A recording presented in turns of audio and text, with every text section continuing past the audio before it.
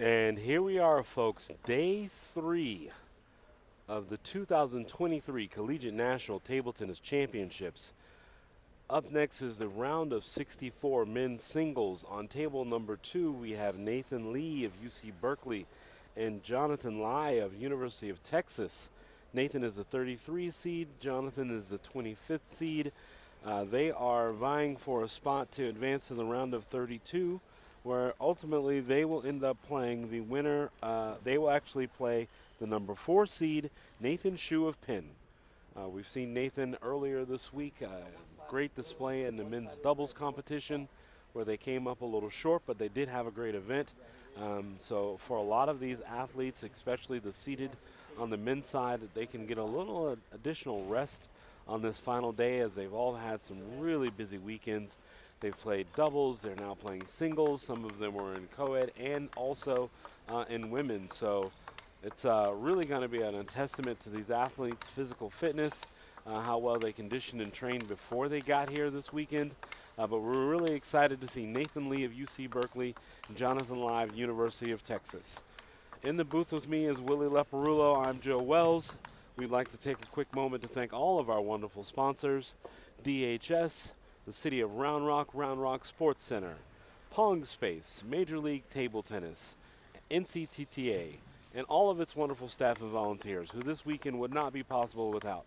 Again, day 3, the finale of it all, singles, and is underway.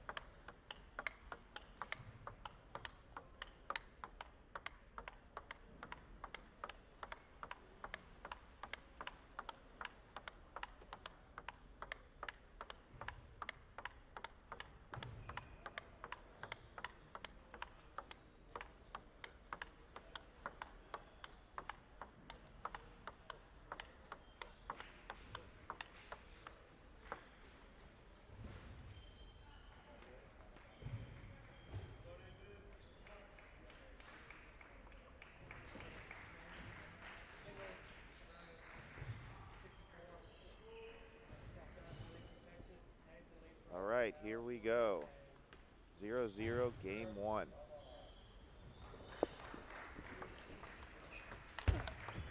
We're going to see a lot of that. Jonathan Lee, he's out of the South region. I've seen him before since I was at the South Regional tournament. Nathan Lee, of course, as well. Same kind of similar footprint. Joe, they've got 2 big forehands. Hopefully we'll see some good rallies.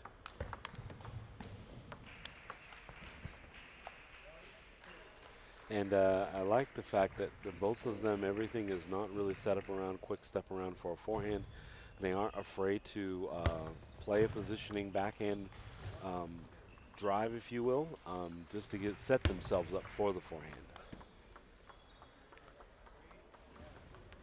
Yeah, both are similarly rated as well. Nathan Lee's at 2268. Jonathan Lee's rated at 2324. So should be evenly matched. And I must say, Willie, that the athletes that are here early this morning, unlike some of the others, the weekends are over, they went to bed early last night. So they've been in the training hall here early this morning, getting their practice in, and now they're ready for singles. It's the round of 64. It's great that we've changed the format a little bit, where historically the co-ed and the women's championships teams events were always on Sunday, but now we finish it off to show the best of the best. Absolutely. Here's a lob. Jonathan Lee finishes it off, a loose point there. It's hard to get those nets. Nathan did the best he could, but Jonathan's up 6-1 first game. The other thing is that there is a number of athletes that have been waiting all weekend to get to this point where they did not come representing a team. So congratulations to those individuals that are here from many different institutions where they only qualified as singles. So congratulations to them. It's a handful of schools. It's around 20, I believe, that did not qualify as a team, but did qualify because of their individual play. So, yeah, absolutely.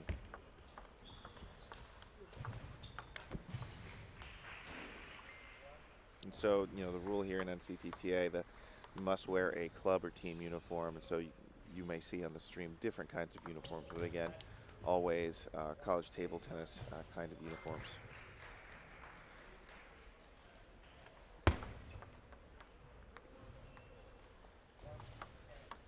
Jonathan Lee is up 10-1 in the first game.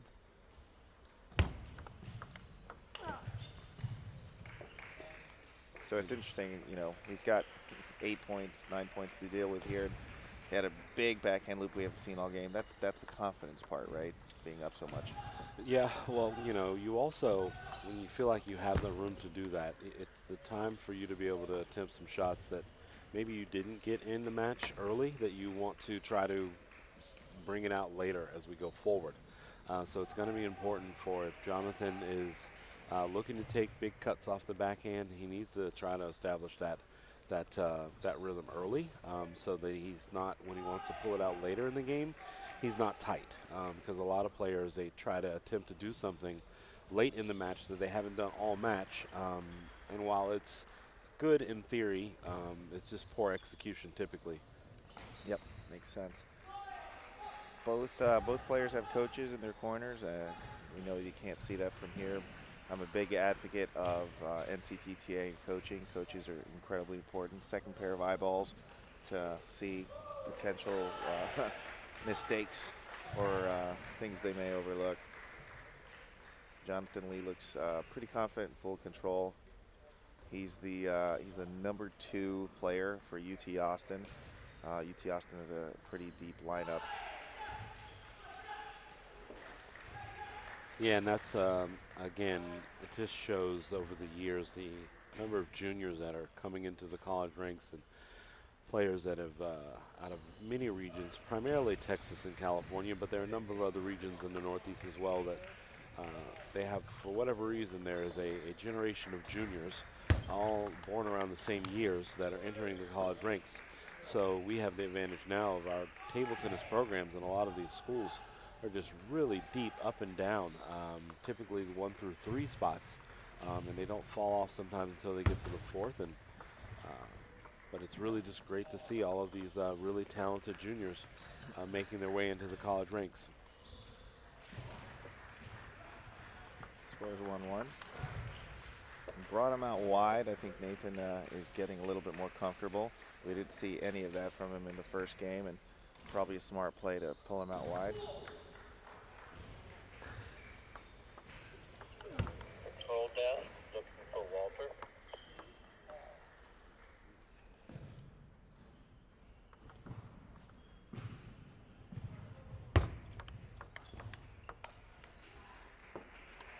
And there you have it. Nathan Lee just overcooks the backhand just a little bit.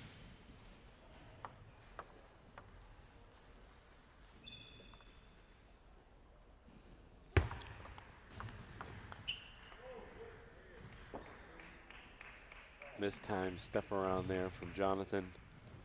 Nathan Lee is definitely going to look like, as he early on in this match, he wants to try to pin Jonathan into that backhand corner as best as he can and not leave anything up and across the middle.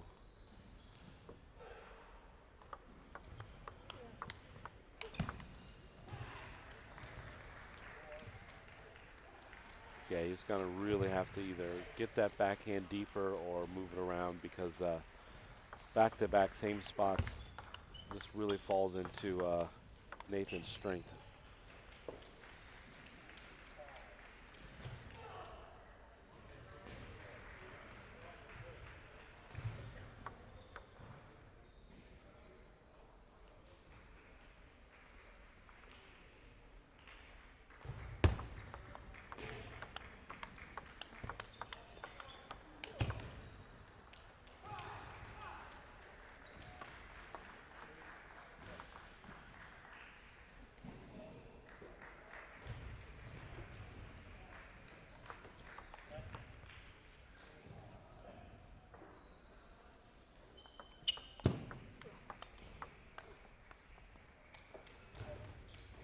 Just a few loose points there from Nathan on the forehand side. Jonathan takes a 7-3 lead here in game number 2.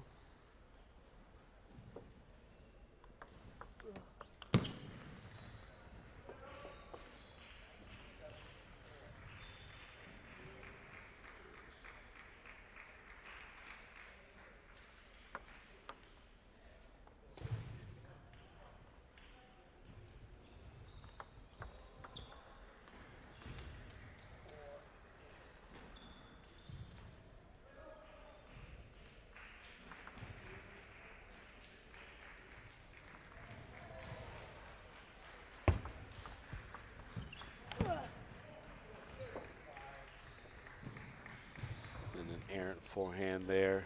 Went big down the middle, just clipped the top of the net, but he still leads here in game number 2, 8-5. Again, they're looking for an opportunity to advance to the round of 32, where they will face off against Nathan Hsu, the number 4 seed from UPenn.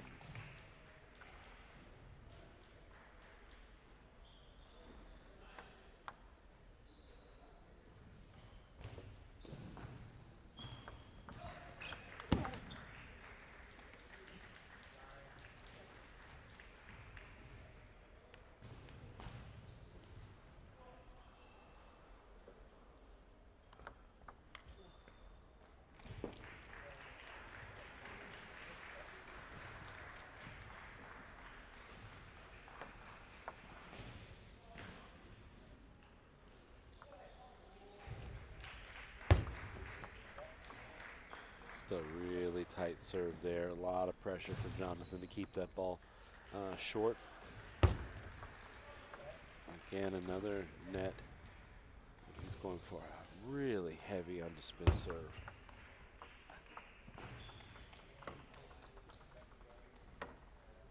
There you have it. Jonathan takes game number 2, 11-6.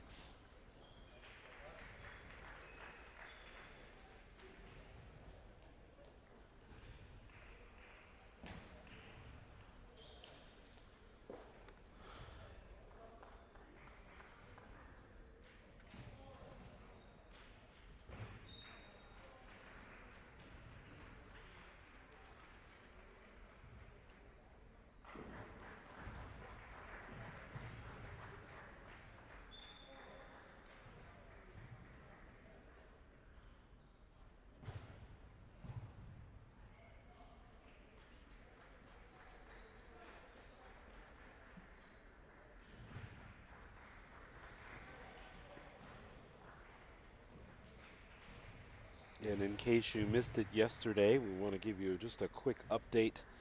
The women's doubles champions is Amy Wong and Rachel Sung of UCLA. The men's doubles champions, Mudit Dani and Jeremy Hazen of NYU. The co-ed teams champion, NYU, and the women's teams champion, UCLA. All of that concluded yesterday, highlighted by a player awards party, if you will, last evening. Had a great time. All of the players came dressed to the nines. They really enjoyed themselves. Had great food, great atmosphere, great music, and that we were able to celebrate these wonderful athletes and present the hardware to them last night.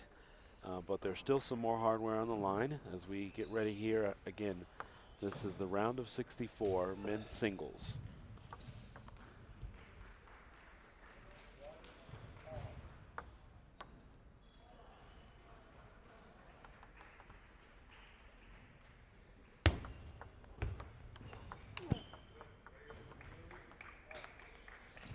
It's going to be really, really important for Nathan to be able to keep this game close. Really hasn't been able to do a whole lot in the first 2. But a lot of things can happen. If he ends up pulling out game number 3, maybe cause Jonathan to think a little bit about his approach. Most of the balls that he's been winning is mainly a lot of heavy spin that Nathan hasn't been able to control. But again, it's early here in the third, so we'll see what happens. And that's a good variation there as Nathan takes a backhand down the line. Jonathan tries to counter block it, travels just wide. Like to be able to see him establish the backhand early in this game. to take some of the pressure off of just feeling like everything is a step around forehand. And there he gets a little friendly edge ball. So now Nathan Lee leads 5-2 in game number 3.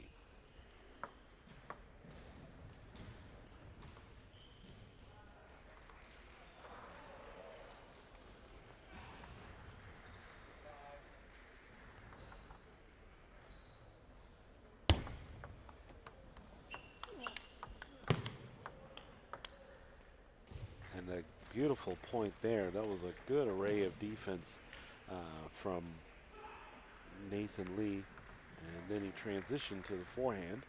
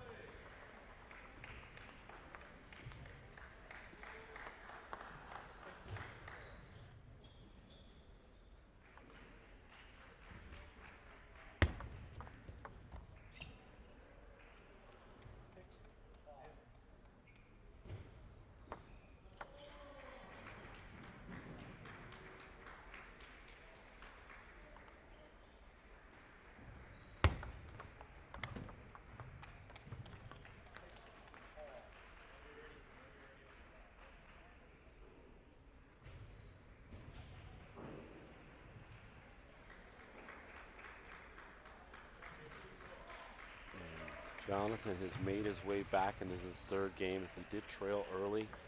It's now tied up 6-all.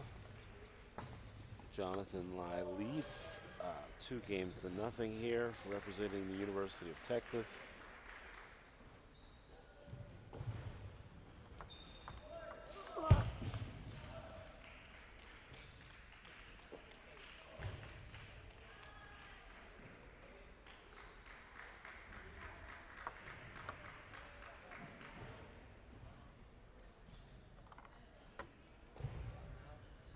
Nathan Lee calls a timeout. Again, he had a good lead going into this third game early on, and then he saw that lead quickly slip away, but he was able to lose a series of straight points. And now it's a, hey, we were in this game, let's take a break, regroup, see if we can tie it up at 8-all, and then see what happens as we go from there. Certainly like to see this young man get on the board, make this match a little bit more competitive for him, as he has, again, if he can get the third game under his belt, anything can happen after that.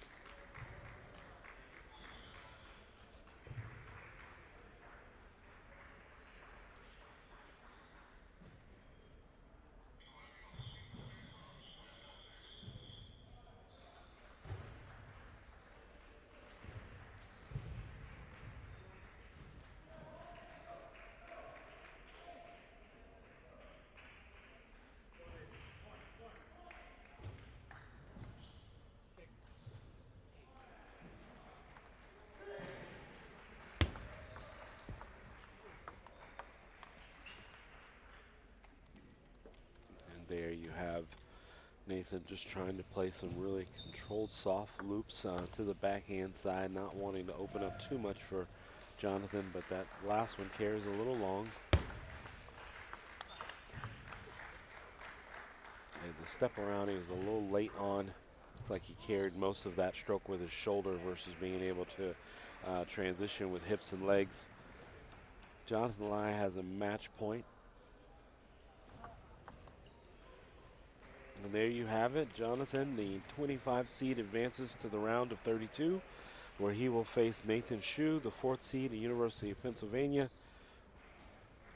Again, I'm Joe Wells. You're watching day 3 of the 2023 Collegiate National Table Tennis Championships. We're going to take a moment and get ready for more singles action here from beautiful Round Rock, Texas.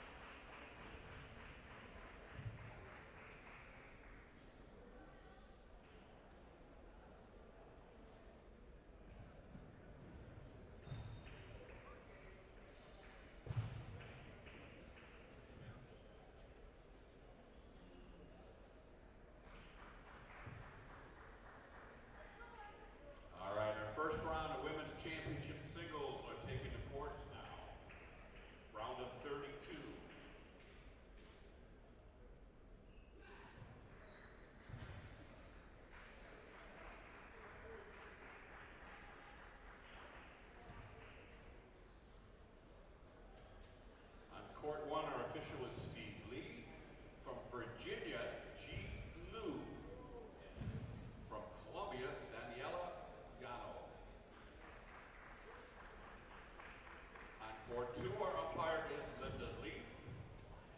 From Penn, Julie Din. From NYU, Anastasia Wong. Shake hands and get started.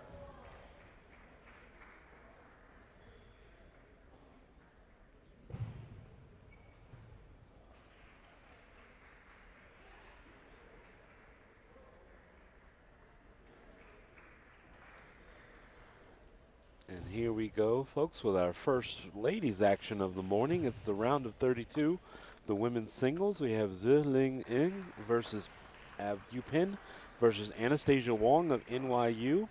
The UPenn team has come on really strong this weekend, both on the men's and the women's side of things as far as their team play. They were able to go really far in doubles and had a great weekend so far. I know that Ziling Ning is one of the leaders of that women's team. She's very vocal, very boisterous.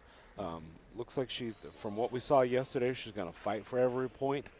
She's just really a solid player all the way around. We saw her be able to display a certain level of patience throughout her games yesterday, but she's going to have her hands full here with the 17 seed Anastasia Wong of NYU. They're both fairly closely rated. Anastasia coming in at 2035 and Zia coming in at 1997. Note, that is not the year she was born. That is her rating. So going to be a really closely contested match.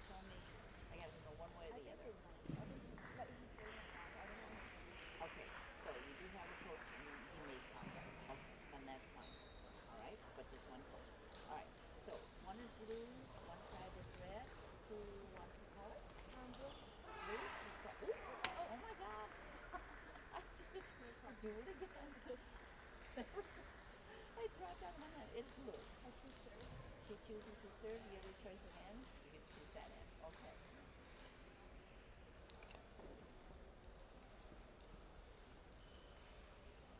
And umpire Linda Leaf has done the coin toss, deciding on who's electing serve. Warm-up is underway. Again, if you're just tuning in, this is the round of 32 women's singles. We just saw the round of 64 men's singles. Jonathan Lee versus Nathan Lai, University of Texas. The 22 seed does advance, where he will be facing the number 4 seed, Nathan Schuh, University of Pennsylvania.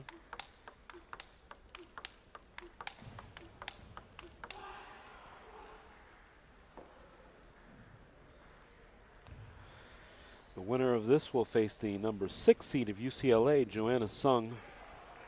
Joanna having a very strong tournament as well, with their ladies taking the women's championship yesterday, so they're off to a really great start, and now they're going to put a whole lot of players in the singles action today. But here we have it, is Ziling Ng of Penn versus Anastasia Wong of NYU.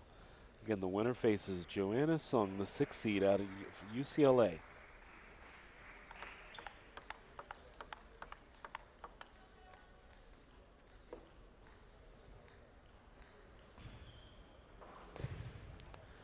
Also going to be some very strong women's play out on table number 1 as well. So you're more than welcome to hop back and forth. We're just happy that you're joining us early this Sunday morning here. It is day 3 of the 2023 Collegiate National Table Tennis Championships.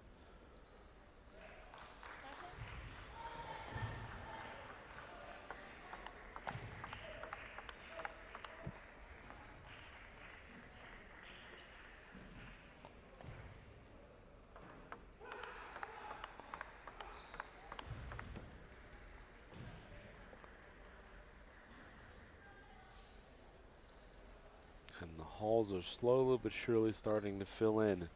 Oftentimes these singles players will come with only 1 or 2, and singles player and a coach, where the rest of the team is probably resting after a long weekend, or some of the team might not be in the singles play at this time. So giving them an opportunity to get some rest. A lot of these student athletes, they do bring projects and work with them as they have to get prepared for final exams and final exit exams, and projects they have to present at the end of the year so that they can graduate and move on to do great things in life. And one of those things is we hope that they come back to be alumni of NCTTA and participate in all the great things that we have going on throughout the year. So if you are tuning in and you're alumni, please visit us on our webpage www.nctta.org. Look like for the alumni tab to find all the information that'll link you over to their site, and you too can find fellow collegiate alumni around this great nation.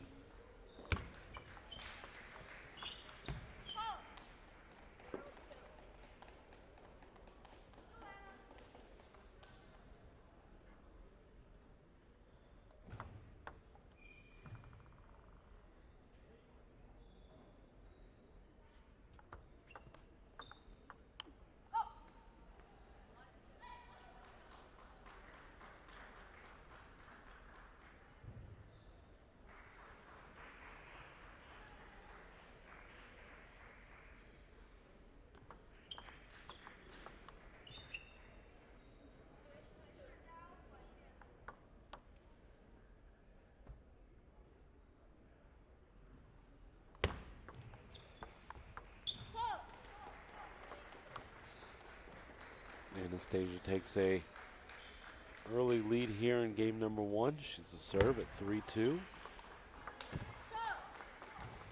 Got away with one there. She popped up that ball.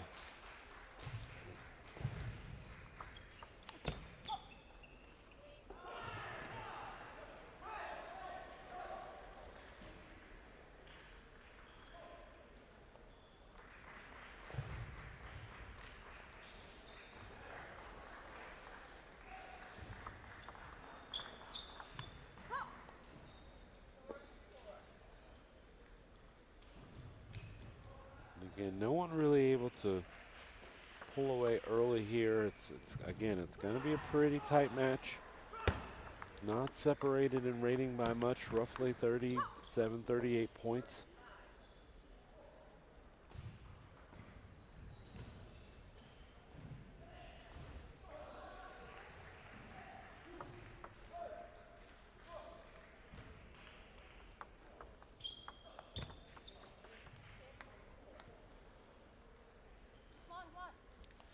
And now Ziling Ing sees a little bit of an opening here in game 1 as she leads 6-4 with her serve. Beautiful push down the line. Anastasia was getting ready to step around to prepare for a forehand, and Zil redirects, keeping her off balance.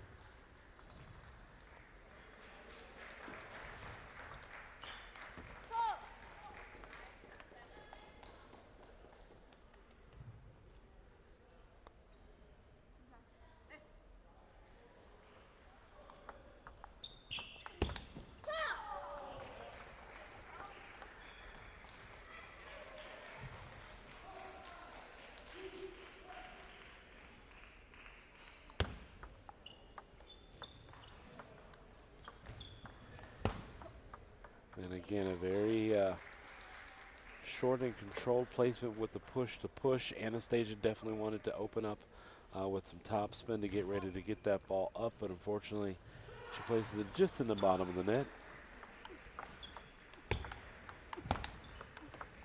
And Anastasia with a series of forehands and backhand rolls to win that point. She trails 7-8, but she's still fighting in this match. She clearly wants to start the offense a little bit sooner than Li Ying of UPenn. She was able to move the ball around quite a bit in that last point.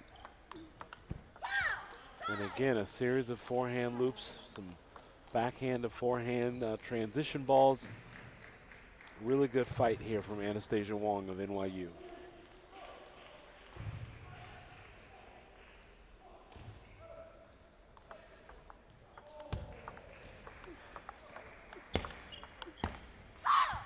And that's 3 straight series of points with the loops from side to side from Anastasia Wong. And if anything, Li Ying of UPenn needs to slow this game down a little bit and find a way to get Anastasia out of this rhythm that she's found over these last 3 points, feeling comfortable looping off of both sides. And that's the 4th straight points where they've just gone to quick rallies. I think if anything, again, this is only game number 1. But coming out of this game, Ziling Ning of UPenn is going to have to find a way to shorten up the ball, not allow Anastasia just to get in this quick off the bounce loop rhythm. And just like that, she tried, but unfortunately she carried her own forehand loop just a little bit long. Anastasia Wong of NYU takes game number 1, 11-8.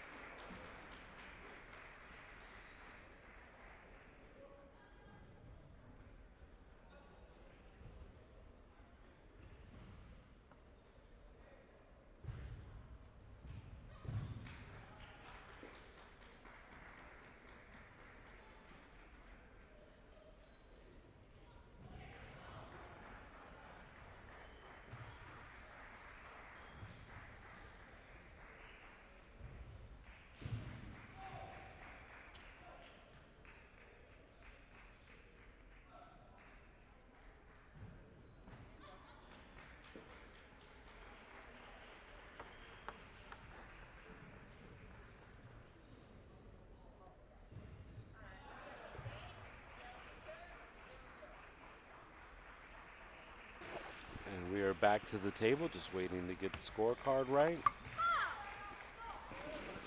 Anastasia looking like she wants to pick up where she left off in game number 1, opening up the return serve with a backhand loop.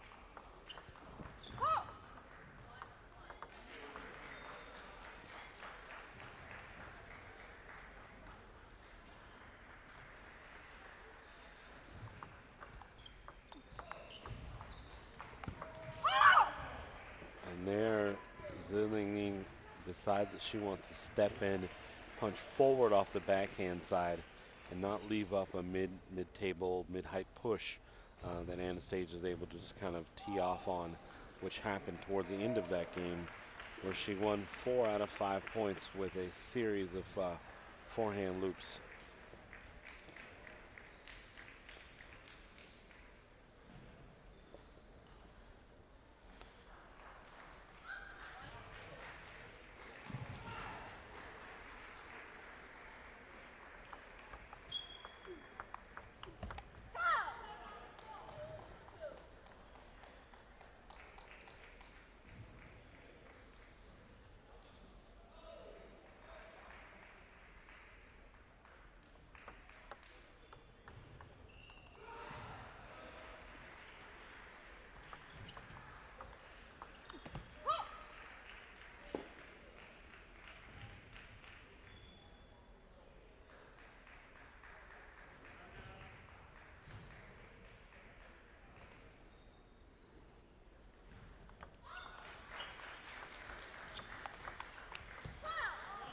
Great reaction block there from Anastasia Wong as she just moves slightly to her right to catch the forehand.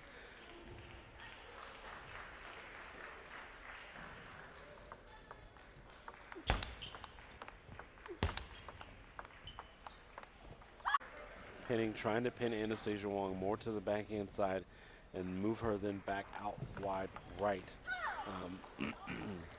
Came up a little short in that last point. Anastasia again trying to go back to the quick off the bounce topspin rolls to get into her rhythm, comfortable moving the ball from side to side.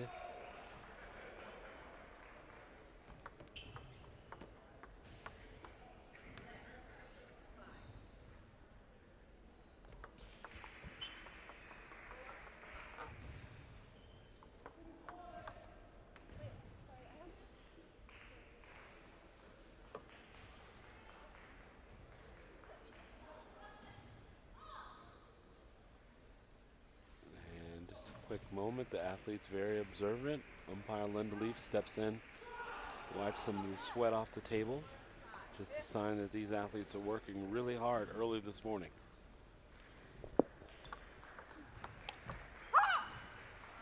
And Zilling Ning of UPenn displays a little bit of her own power there. She takes a forehand across the middle. She ties it up 4-all in game number 2. Trying to find a way not to go down a second game here in this women's round of 32.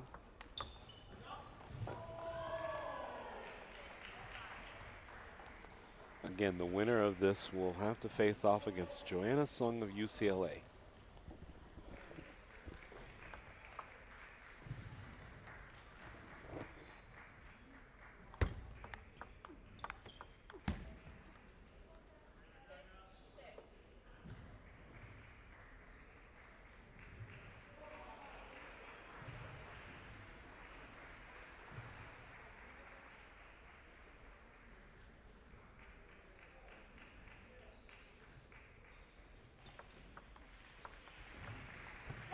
That's just a beautiful push out wide by Li Ying of UPenn.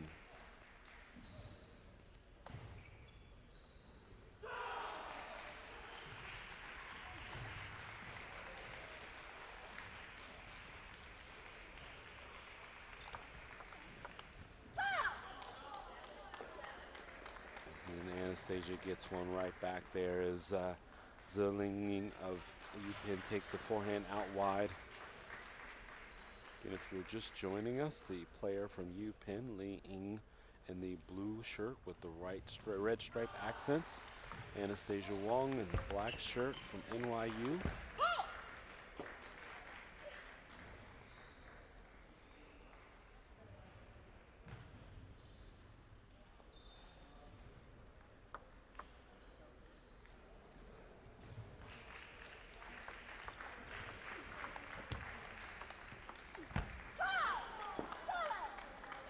Beautiful back forehand down the line.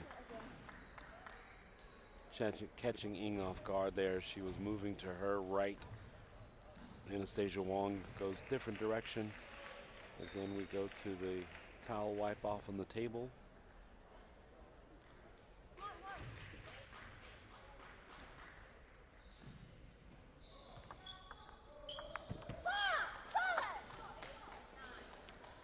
Anastasia trying to see the finish line here in game number 2.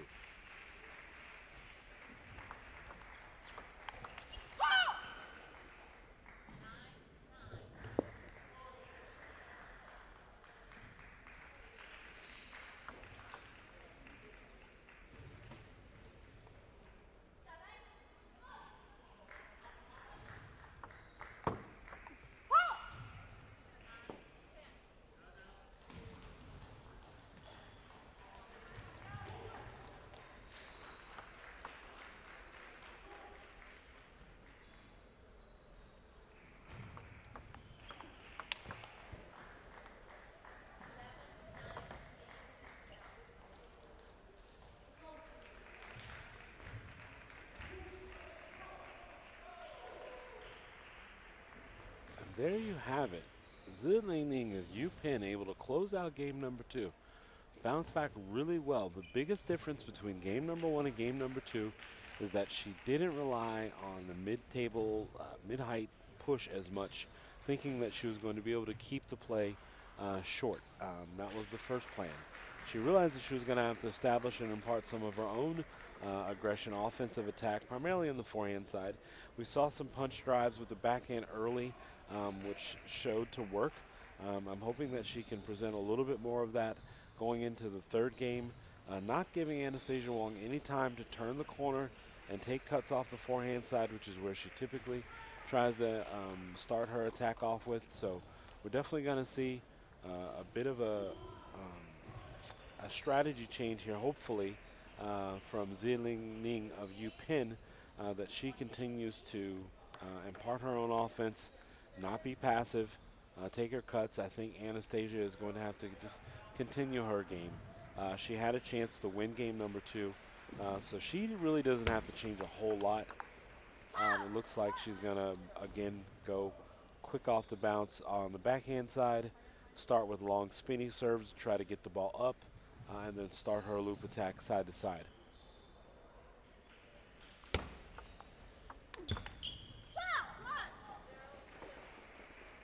There you have it, 2 straight points from Anastasia Wong of NYU.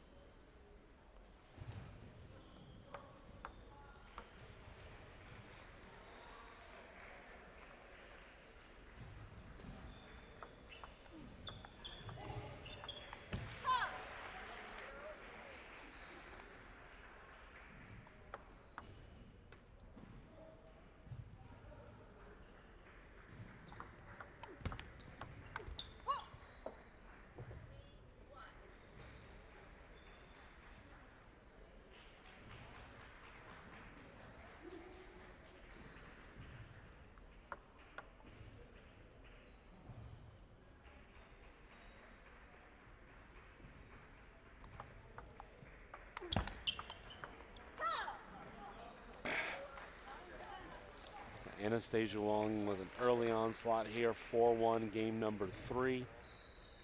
Again, she could have easily won game number 2, but Zilling Ning did a really good job of doing exactly what you're seeing here in this point.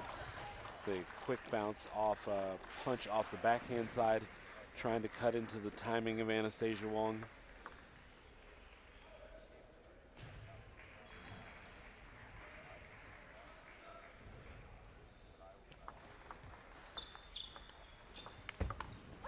Great strategy there. Push, push out wide, step around, take a big forehand to the weaker side of Anastasia Wong.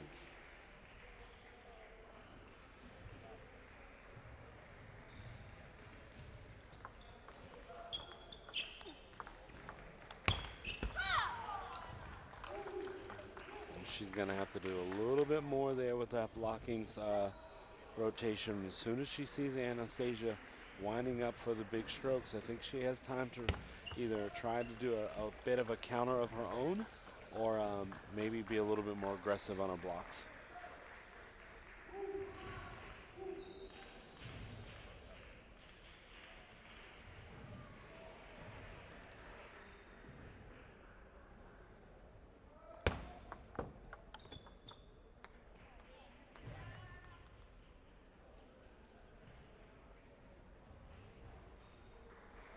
Zilling of U-Pin to serve.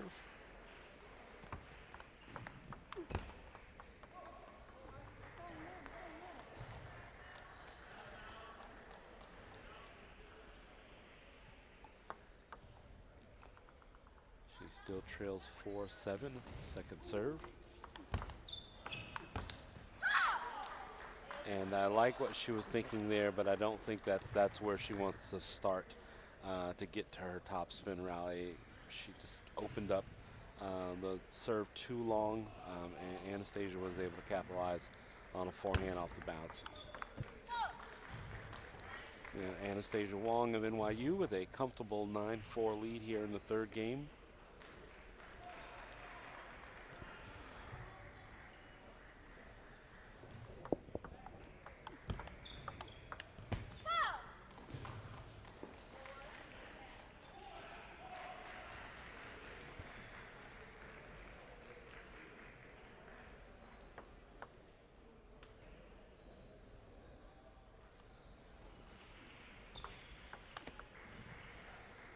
There you have it, just a beautiful backhand loop over to the backhand side, cross court.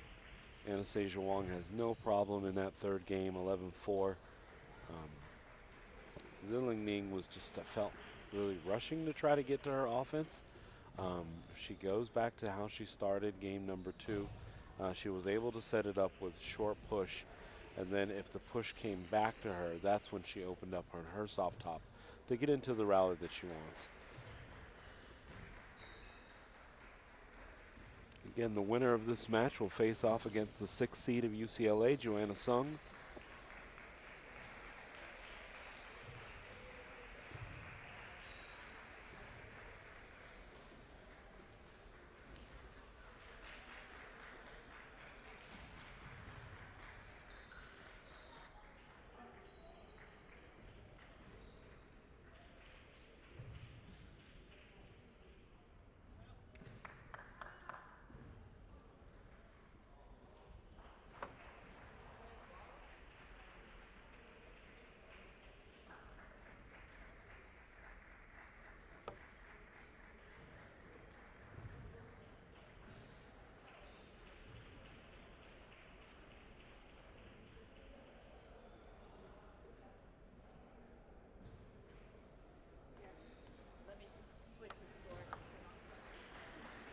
As soon as we get the scoreboard updated, we're going into game number 4. Anastasia Wong with all the momentum on her side.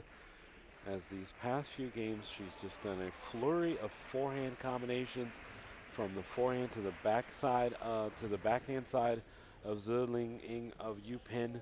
And she's continuing that pattern throughout these last 2 games, and it seems to be working really well for her.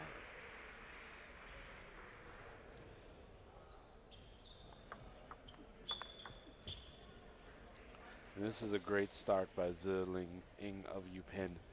For her to be able to punch that backhand down the line, get that free point without a long rally, she's going to need more of that if she's going to stay in this match. And then again, we saw it, this is exactly how she ended game number 3, where she decided to go with a long spinny serve. Anastasia Wong was ready for it. That's actually what she's looking for, so that she can start the point off with either a forehand or a backhand loop. Unlucky net edge ball there from Anastasia, but again, it's still early. She leads 2-1 in game number 4.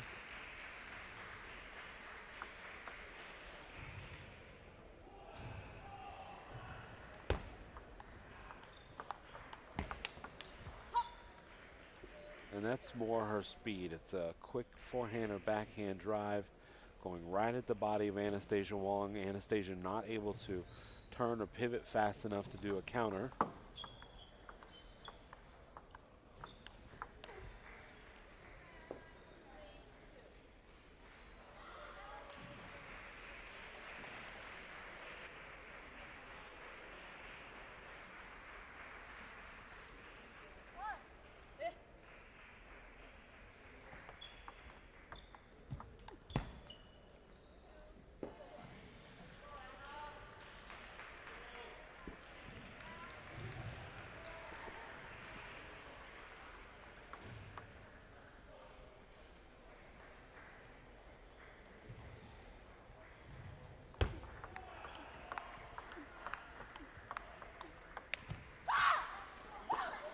Yeah, and that's the point that Ziling of UPenn really wants. She wants that forehand back, because that level point kind of falls within her wheelhouse, to where she's just kind of taking the backhand and forehand drives. She just really carried that forehand a little long. But there you see it again as she sails her push a little too long. Anastasia Wong's going to make her pay for leaving that ball up high like that.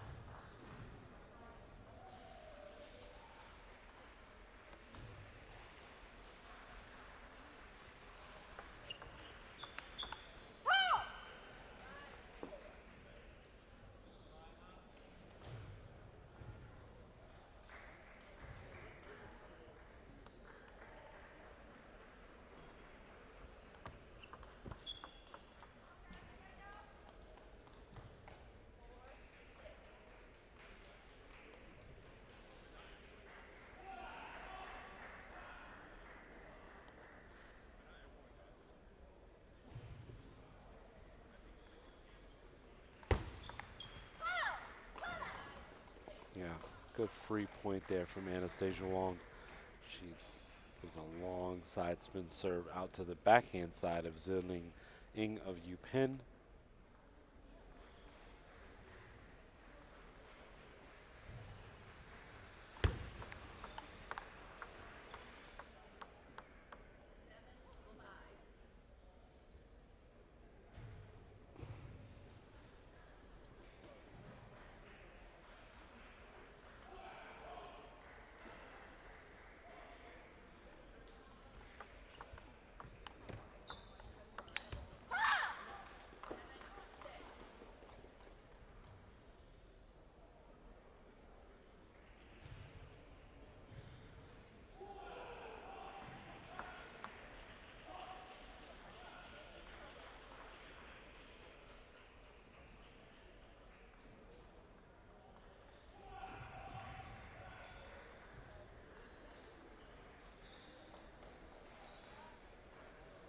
Again, get some of the sweat off the table. Here we go, midway through game number 4. Ziling this with a little bit of a display of her own offensive firepower there, taking the forehand cross court. She now leads 8-6 in game number 4. I don't think that Anastasia.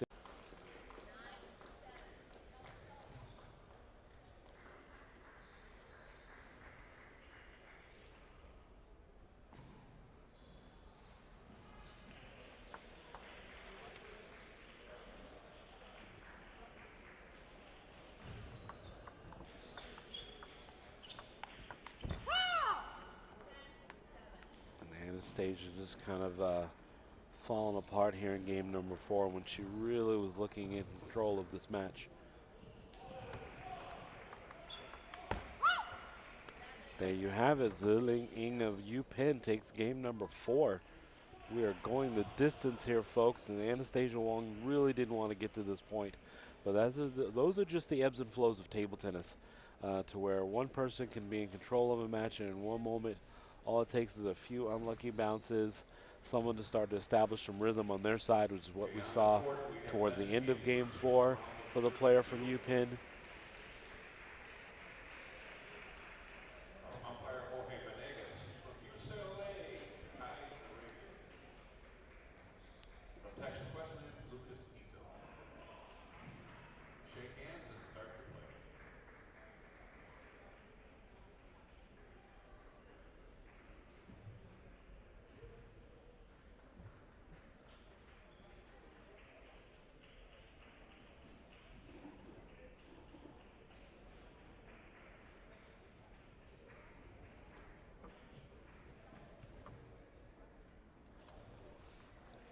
And here we go, folks. 5th and deciding game in the round of 32. Again, remember, a spot in the round of 32 to compete against Joanna Sung of UCLA is up next for either one of these ladies.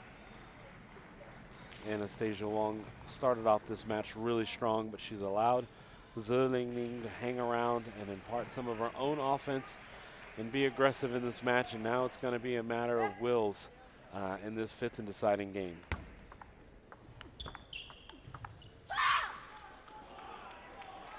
Great start from Anastasia Wong. Just a beautiful flurry of backhand loops to the backhand side of the player from UPenn.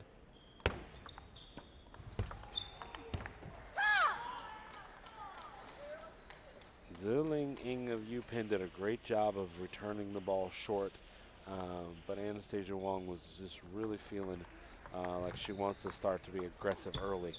And another forehand loop down the line there from Anastasia Wong of NYU. Momentarily, we're going to have to get to a point if she's going to start off this hot, Ziling Ning might want to call a timeout to kind of slow things down. She's trying to get herself pumped up here.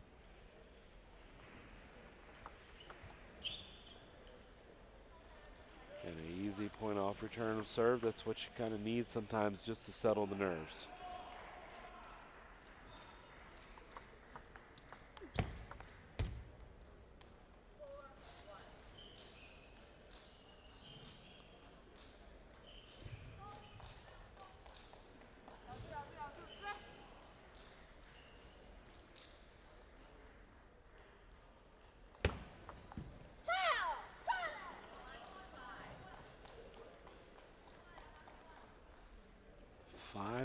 Anastasia Wong with the lead as these ladies switch sides. This is not the hole that Ziling Ning wanted to put herself into after she did such a brilliant job of fighting her way back into this match.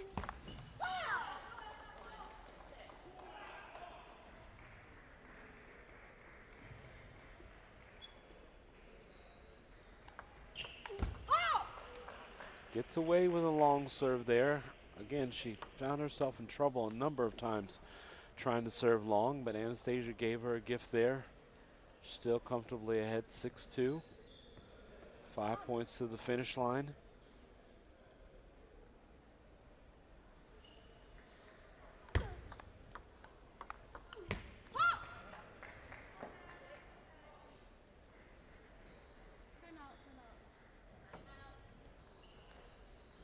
Smart timeout by Anastasia Wong, wanting to break up Ziling Ing's rhythm a little bit. She has a nice, comfortable lead when they switch sides at 5-1.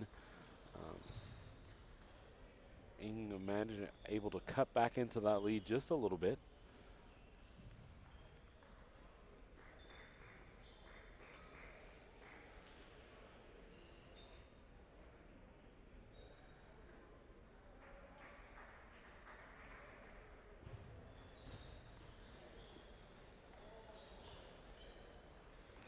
Smart from Ziling Ing of UPenn as they're in a timeout. She's trying to keep herself loose, move the legs around. As she comes out of this timeout, she knows that she was start to get in a few points here. Got a few free points towards the middle of this point right now is that, Anastasia is going to continue her onslaught of forehand loops. If she can reestablish that, advantage Anastasia Wong, because we noticed that Zhiling Ning is not really going to counter with her. She's going to try to move the blocks around and hopefully force Anastasia into error.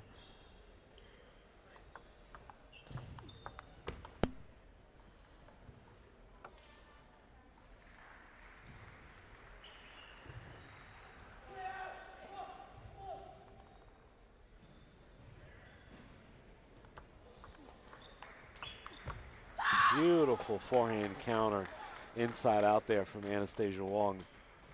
Didn't try to do too much with it, just able to get the racket on it and got it up the line. Great step around there.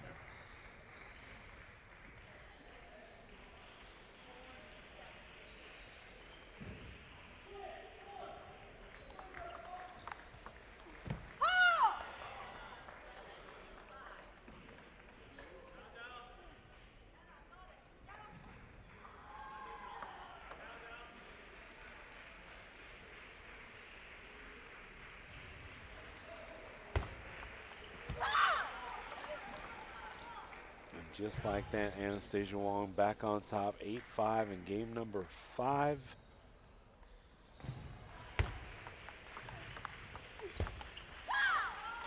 And that's not where Zhiling Ning of UPenn wants to be. Finding herself on the countering side of the ball, but with nothing on it. Just literally just trying to stay in the point, blocking it off.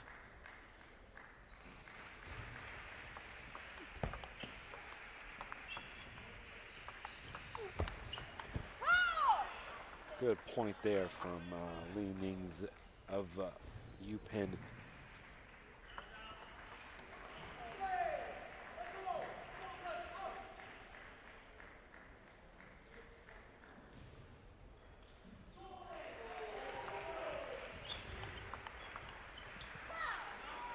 She got the serve that she wanted. She got the service return that she wanted.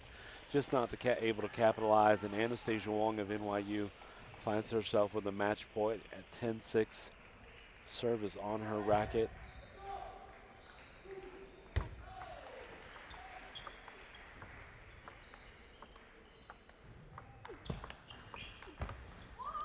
And there you have it, Anastasia Wong 11-6 in the women's round of 32. She will advance to the round of 16, where she faces against the number 6 seed Jessica Sung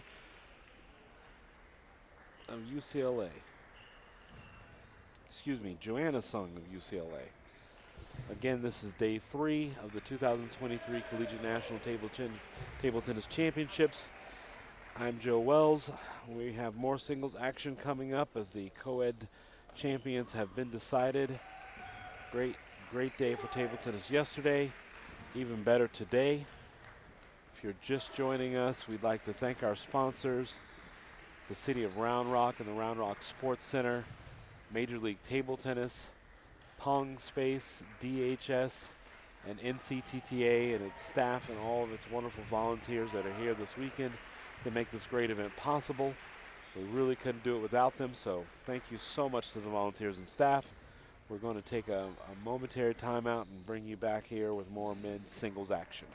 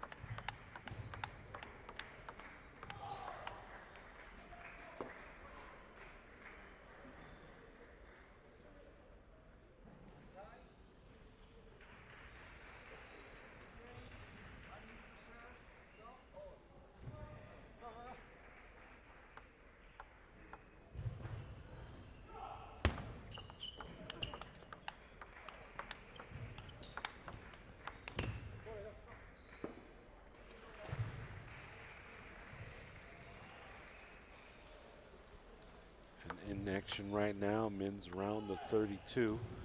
Manique Singh of Western versus David Lin of UBC. Two Canadian schools battling it out here in the round of 32. Saw David Lin play some beautiful doubles yesterday for UBC. We also saw that program advance pretty far into the co-ed event as well.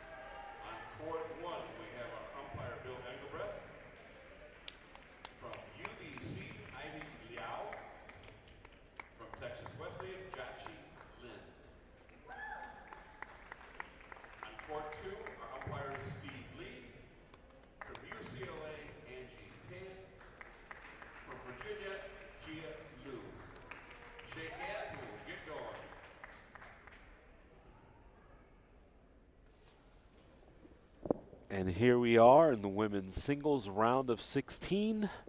It is day 3 action of the 2023 Collegiate National Table Tennis Championships. We're going to have on table number 2, Angie Tan of UCLA versus Jai Lu of Virginia. Again, Jai Lu representing Virginia as an individual player. Unfortunately, their co-ed team did not advance to the national championships, but she is here in singles play, having a very good run at this championships. I'm joined in the booth this morning session by Logan Zimmerman. Hey there, Joe. We've heard Logan throughout the weekend.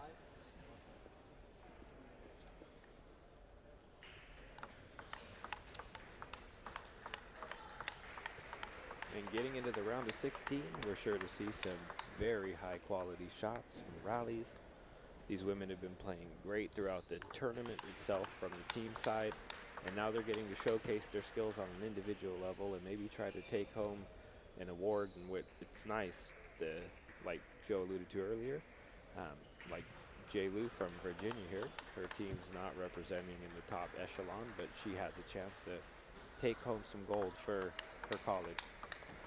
And then Angie Tan of UCLA just having a really great tournament. UCLA as a whole has had a great tournament. They took home the women's championship yesterday, so she's had a lot of matches this weekend.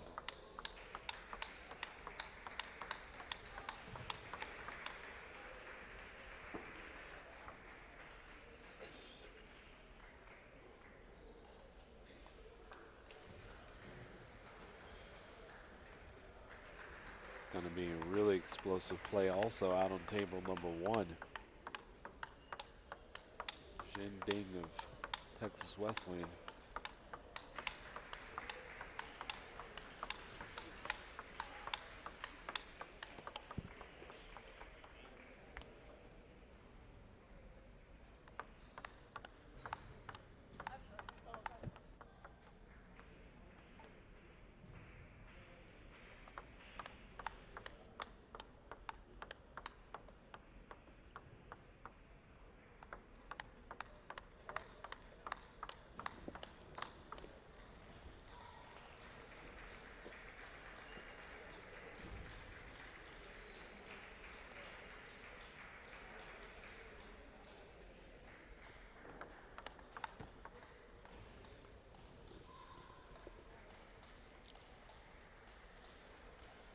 This is going to be our first chance getting to see Jai Lu of Virginia singles. Most of her play in the preliminary rounds and has been on outer courts. So this is our first chance to really show what she has here on table number 2, the show courts.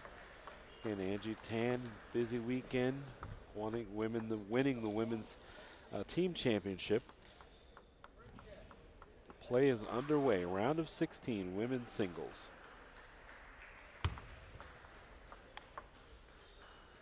Angie Tan opens up with a beautiful backhand loop there out wide.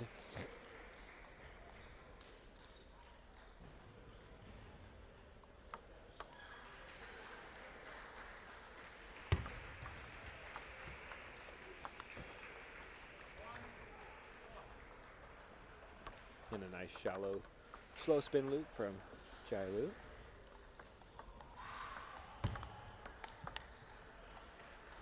Great serve, draws out the high ball. And it looks like the backhand is going to be a kind of open soft roll, but she really is going to want to establish the backhand drive and cut off the two-winged attack from Angie Tan.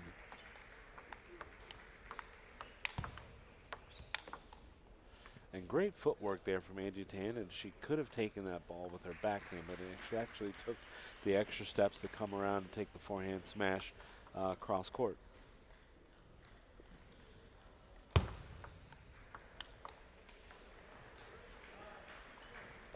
Again, a very elongated, beautiful backhand loop when she has time for it.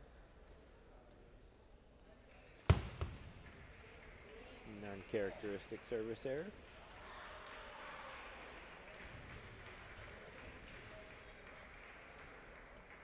I mean, if you have to do it, Joe, right now is the best time to get it out of your system, right? Yeah, you don't want to see those kind of mistakes late into the match, even though it does happen as players sometimes the nerves set in. They do get a little tight, so it's not entirely impossible. And again, another service error from the other player here. But again, it's early on in game number 1, and hopefully they'll be able to tighten up some of the service play.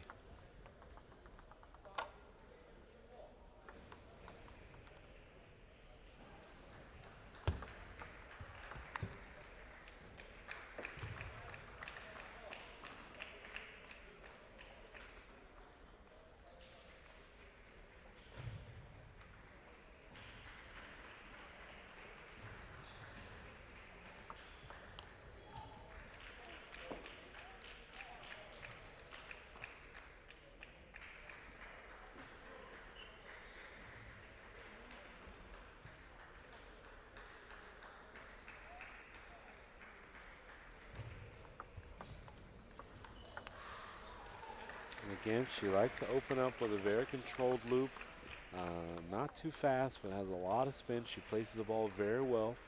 It's a ball that you really have to get the timing right on when you see it coming, because it's also going to be a matter of footwork because there's so much spin on it. You can't really take those balls off balance.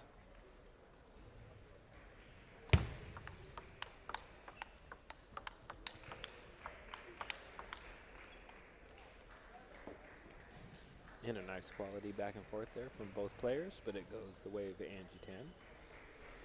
And we're tied up, 7-7.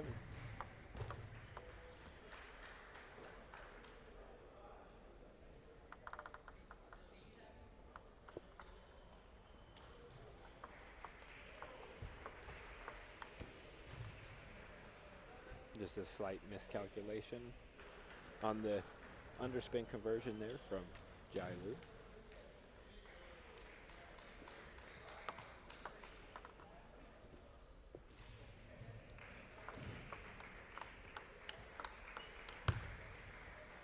And again, really, it's Angie Tan trying to apply that pressure with the deep topspin ball. She's not overhitting, but she's really putting so much spin on it. She wants to be able to get that ball up, the next ball up, and then she's going to step in and drive the ball. And Jai Lu did a really good job of controlling that heavy topspin.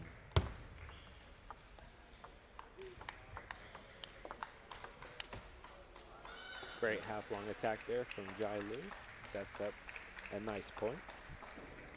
And it's a very good chance that Angie Tan is just really going to have to be a little bit more patient. She sees that Jai Lu will start off with a push and then establish some soft topspin in the point. So it's really, and again, there's a beautiful point. Great counters by Jai Lu to be able to stay in that point, and then again, Angie Tan just overhitting on the forehand side. Feeling a little rush there because Jai Lu has a very good counter once we get to the quick drive exchange.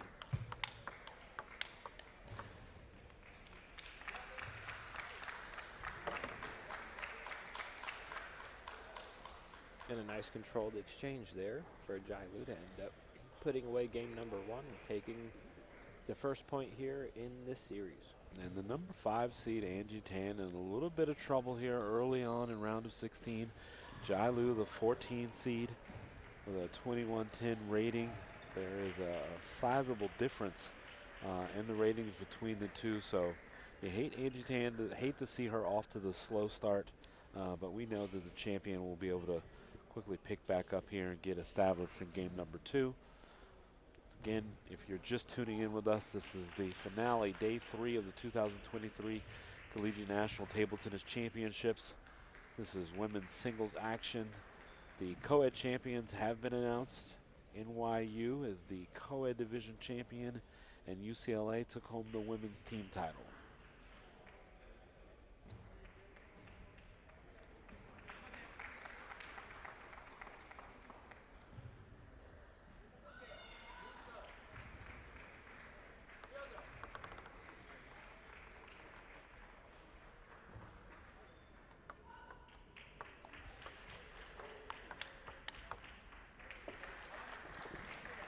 And here we go again. Now it looks like this time Angie Tan trying to do a little bit of her own blocking and counter blocking.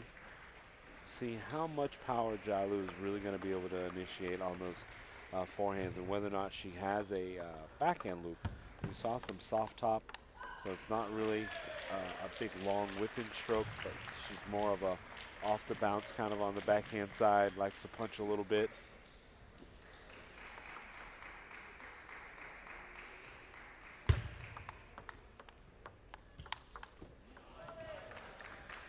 Jai Lu again establishing a really good counterattack.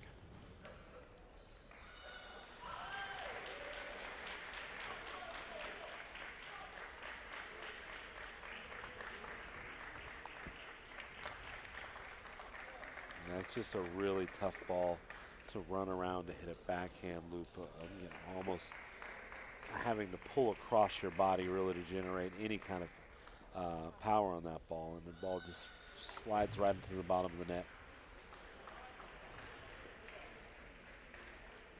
And Jai Lu is off to an incredible start here, up 5-0 against Angie Tan.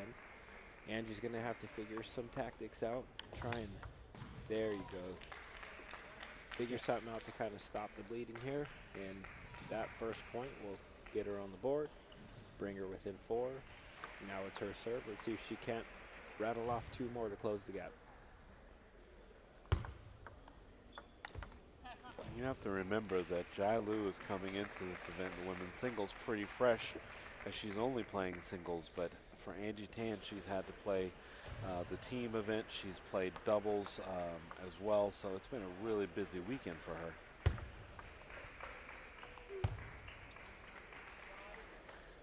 You can hear that that ball had a lot of spin on that one. Mike picked it all up.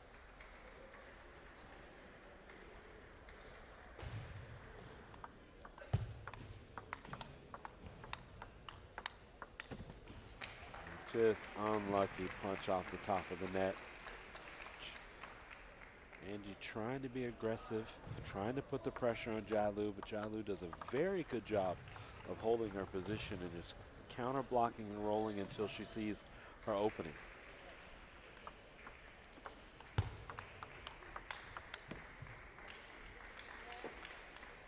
Yeah, and that's a very smart way to play. It's one of those ones, kind of like the thinker's game, where you're trying to just be consistent, not make too many mistakes, and then when you see your opponent make a mistake, go ahead and like attack it, pounce on it. But then from the opposite side, you definitely can have some players that have huge weapons, and they rely on those weapons to play through players, whether it's lots of spin or speed, and make people uncomfortable by overwhelming them. Yeah, Angie really hasn't been able to establish much in the second game. Wondering if fatigue is setting in a little bit. It could be a lot of factors, not only fatigue, but I think something that's tough is when you have a player playing as well as Jai Lu is, and she's 250 rating points below you. Sometimes it shakes the higher seeded player, because on most days, just on paper, when you play a player of that level, you usually win more often than not. So either Jai Lu is just playing really well at the peak performance today, and Angie's, you know, worn out, a little exhausted from all the play throughout the week, or Jai Lu's found a couple things in training recently that is going to help elevate her, and she'll be a 2300 plus in the near future also.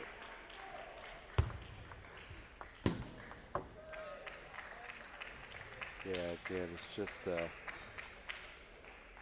really, really bad ending to the second game for Man, she got to that ball, but didn't quite get it to curve back on the table. Very clean strokes, very clean footwork from both players there. Yeah, just a really beautiful display of blocking, counter blocking with some looping mixed in there, but unfortunately, ball sails a little long.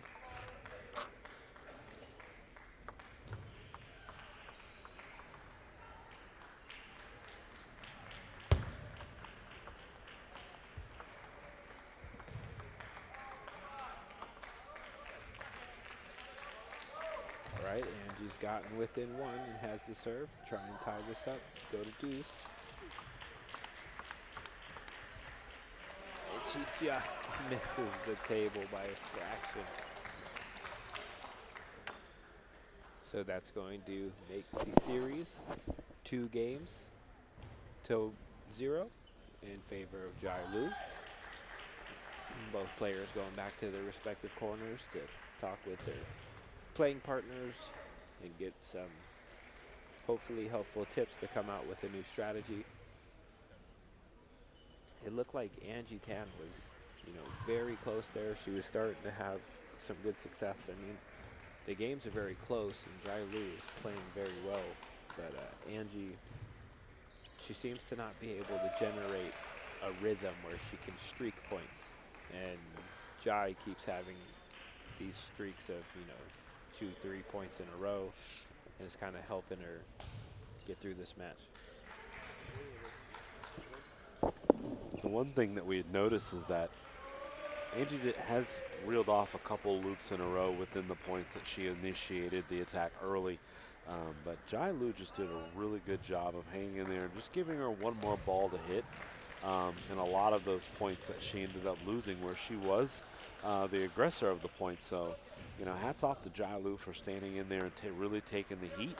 And then what happens is that once she gets a ball that she really wants, she's able to then pounce on it. And that's how she has a 2-0 lead here against the number 5 seed. So we are right now projecting a upset in the round of 16 with a 14 seed of Virginia. Jai Lu would defeat the number 5 seed Angie Tan of UCLA. But it's table tennis, and that means that anything can happen even when you're down 2-0. Tides can quickly change, and it's a great start here from Angie Tan of UCLA.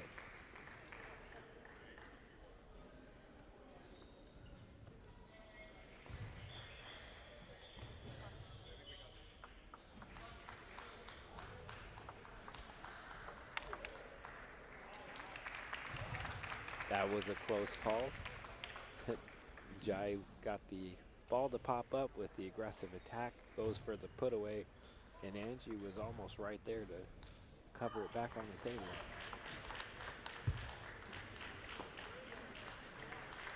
And now Jai Lu trying to be the aggressive one, and she's hitting a little long.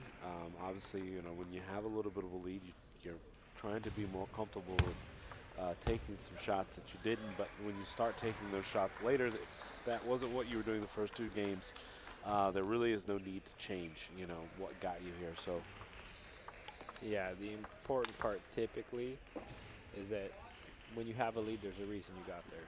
You keep staying with those tactics, and the reason you change is because your opponent has figured out your tactics. If you come out into a game trying to play, let me take different lines, let me use a little bit different strokes to throw them off. Like, randomness for the sake of randomness never is really a good idea. And so Angie has seemed to find some tactics here that are helping her come off to a dominant display in this 3rd game. yeah, but it also helps that she's just getting some good free and loose points, especially when you're talking about the service return. I think it's important for Jai Lu here in this situation, though, to realize or have some self-talk that's like, hey, I'm up 2-0 for a reason. I deserve to be up 2-0. Because what can happen on the other side of the higher level player getting nervous when the lower level player is playing well, if the lower level player realizes, hey, I'm beating a player that I usually don't beat, sometimes the nerves start to set in or your strokes start to get a little tight. Well, sometimes they start forecasting and thinking ahead. And that's not what you want to do. You really want to stay in the moment, regardless of what the rankings are and where you are in the game. It's 1 point at a time, 1 game at a time. So really right here, Logan, Jai Lu just really needs to start establishing whatever she's feeling like she needs to carry into this next game. Instead of just giving it away, still play the right shots, play the right ball, and get yourself back into this match. There you have it. Angie Tan still has game points, 6 of them to be exact. Jai Lu to serve.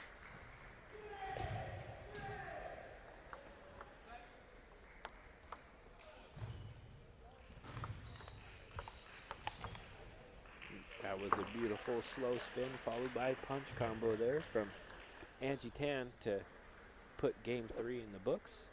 She's now on the board. Scores 2-1 in favor of Jai Lu from Virginia.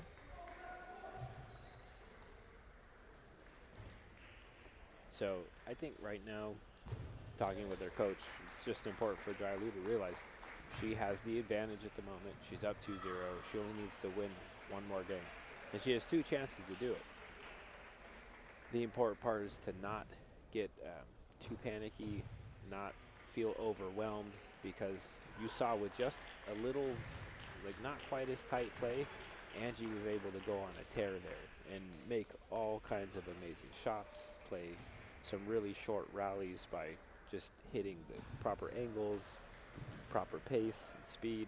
So if you give her easy enough responses, she's going to take full advantage of it. So it's important for Jai to keep the balls low, keep a lot of heavy spin on the under, and kind of really prevent Angie from attacking, so she has the time to hunt for that ball that she likes. And we are coming out of the game break. Jai Lu to serve. She leads 2-1 here in the women's round of 16 singles.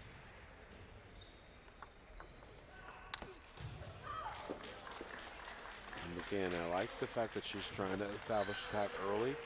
That's not really what we saw in the first 2 games. But when you have your shot again, that is very well a good shot for her to attempt early in this match, so that if she sees it again later on in the game, hopefully she can execute.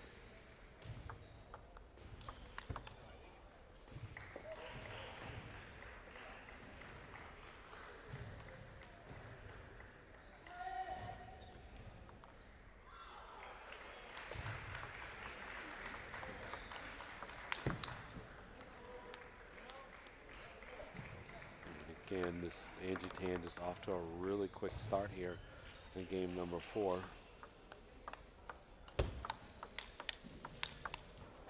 Just a really smart play there. She was able to move the ball side to side, opened with a nice soft topspin to the backhand side, and then decided to go ahead and then followed up with a drive on the forehand and a drive on the backhand.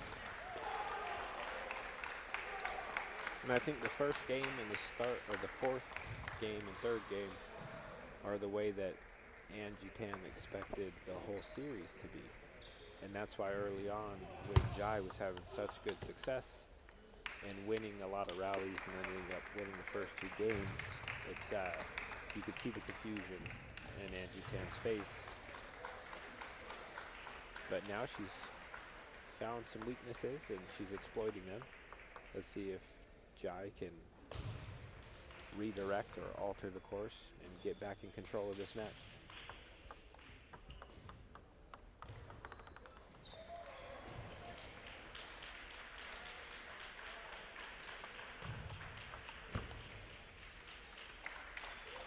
Just like that, Logan,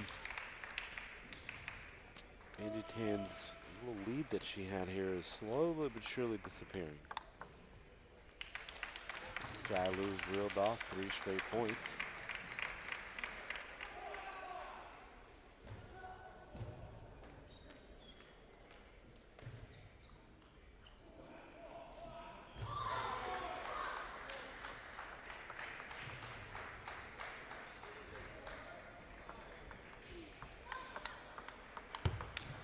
And that was a really good play there. That's what Jai Lu was having success with in the first 2 games. She was in place on Angie's first attack, blocked it back into an uncomfortable position, gets kind of a lackluster return, and then is able to start her offense and just keep applying pressure from that point forward. And Angie Tan calls a smart timeout. She still feels like she is definitely in this match. Again, she really has to be the one that initiates back to where she was, where there's a couple forehand rolls, soft topspin, get the ball up, and then go back to the drive. But I want to say that she's probably going to have to move Angie off the mark, like play a little bit wider if she can, more of an angle, because Jai Lu is really comfortable just staying there in the table, kind of holding her ground in the center. She transitions from forehand to backhand really well. So moving the ball, that doesn't bother her, but if you get her out wider off her mark, I think then you have a better chance of winning some of those longer exchanges.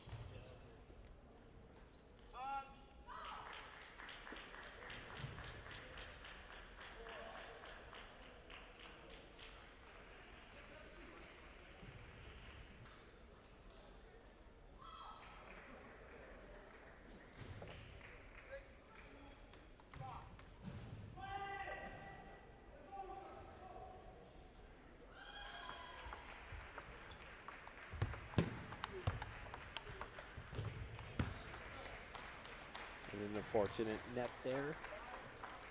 Changes a little bit of the trajectory of the ball, and it's very hard at times to readjust, get down to the level of the ball or whichever angle it takes to make sure you play a clean stroke and keep it on the table. And mentally too, it's hard sometimes to shake those off. Great exchange by both women here. And she's up 8-5.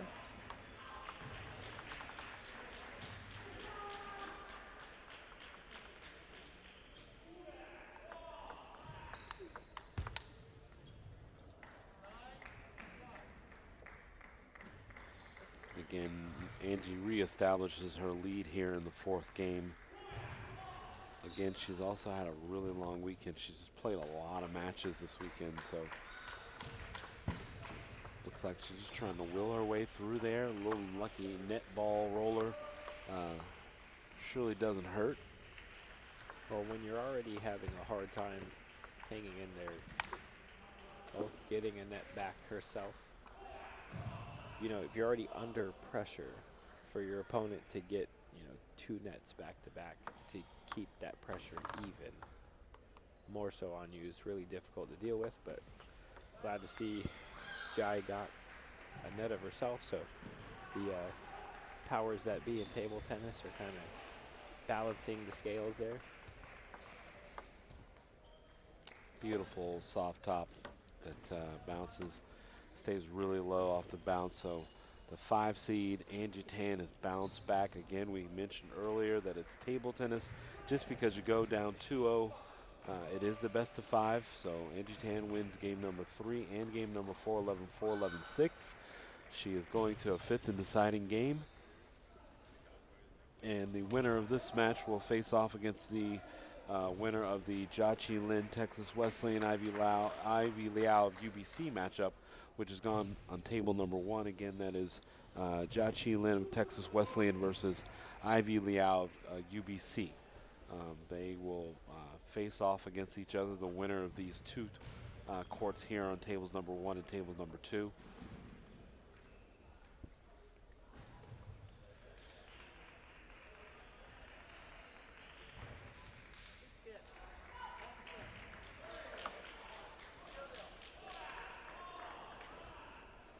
Angie to serve. Let's see if Jai can keep her from coming out the gates as hot as she did the last 2 games.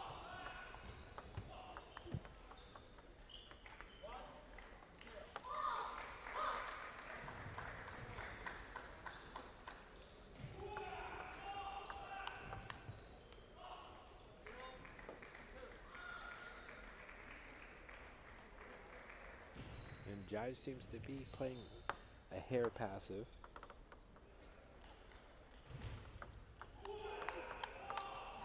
That's also, you know, credit to Angie Tan. She's just connecting on a lot more shots that she missed in game number 1 and game number 2. The strategy doesn't look like it's changed too much. The shots are just landing this time around. And she gets away with one there.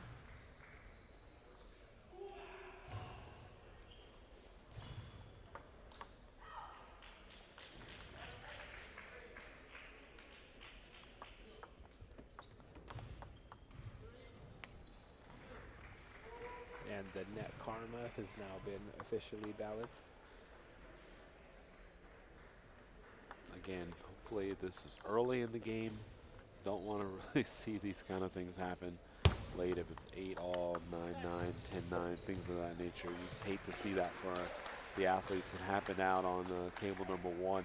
To finish that Yeah, men's Kai singles. Jerman lost 15-13 in the 5th on an edge ball. But he had the initiative in the attack. He was, for all purposes here, winning that point to get back to deuce. Yes. And then it just, a wayward lob comes down and just barely catches the edge. Shame to see. Our hearts go out as players ourselves for that one. Yeah, Kai Jerman of UCLA also had a very good tournament himself, so you know he definitely had a chance to take out Lucas Ito there in that round.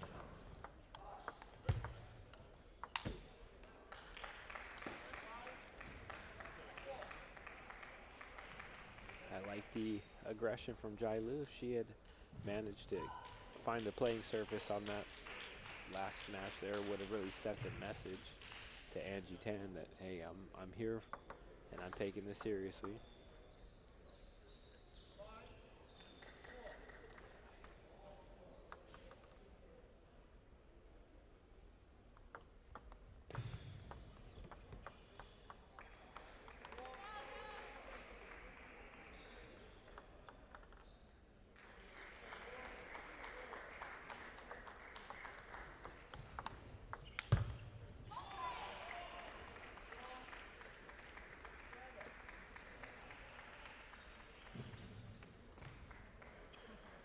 Now, Jai hasn't used her timeout. I'm not sure if she's entertaining it at all. But now being down 8-4, you think it'd be a good idea. Maybe just cool off, collect your thoughts. Well, really do anything, and you just hope that the fact that you had a 2-0 lead is not creeping into your head. So yeah, if she could do something to just slow down and try to gather herself and try something different, you know. If she has to be the one to start the attack, you know, maybe she gets a couple points that way, and then kind of sees what happens from your opponent's side.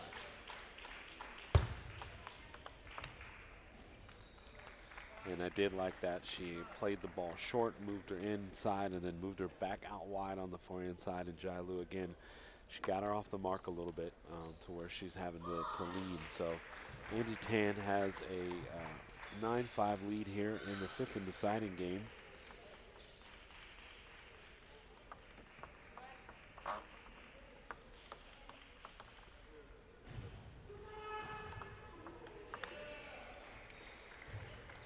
And Angie's attack into the backhand just a little too strong.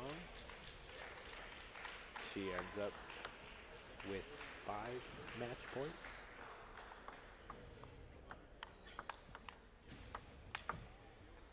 And she ends up only needing 1. And that is it. Angie Tan advances. Yeah, UCLA again advancing players into these rounds of singles deep. Up next, we're going to have Joanna Sung of UCLA versus Jin Ding of Texas Wesleyan. I'm Joe Wells. Alongside me is Logan Zimmerman, and you are watching Day 3, the finale of the 2023 Collegiate National Table Tennis Championships. We'll be back with you, and again, the quarterfinal rounds of women's singles.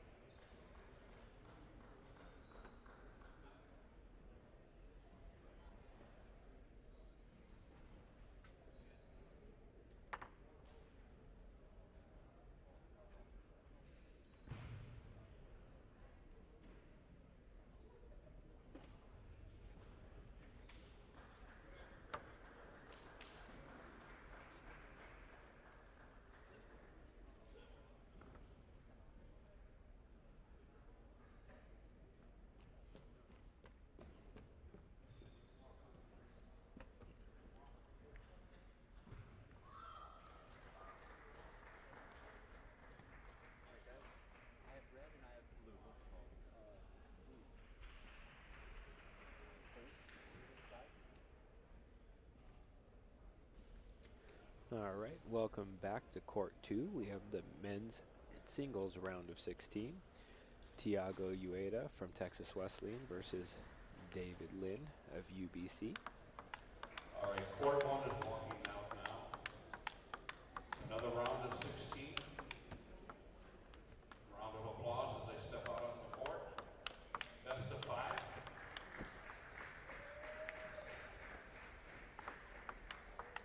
Our umpire is Richard Martin. From Penn, Fan Yu. From Texas Wesleyan, Eduardo Tomoike. Shake hands, shake cards. So this is best of 5. We do best of 7 starting at semi. And you just heard the MC announce that when we get to the quarterfinals, we will start doing best of 7 instead of best of 5.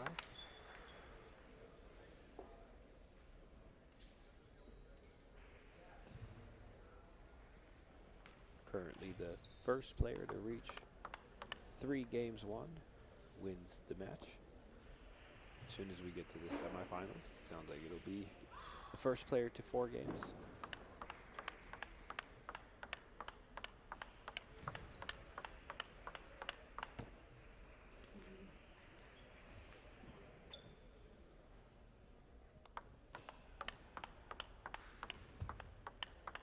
So as you can see, they're going down the line on their backhand to backhand.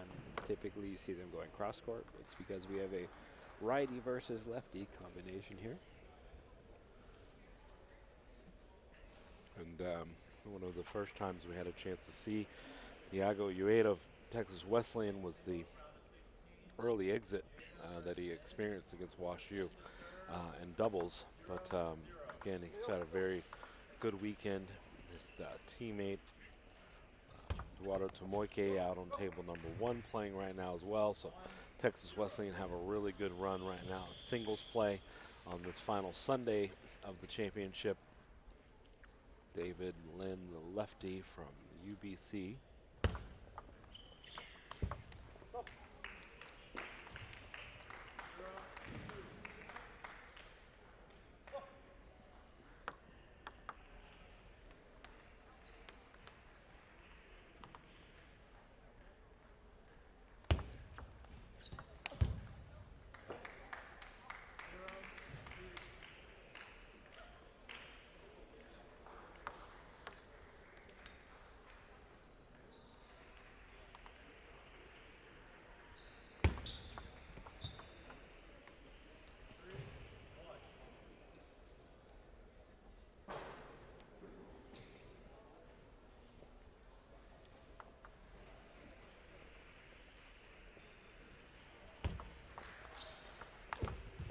That's a beautiful third ball set up there by David Lynn.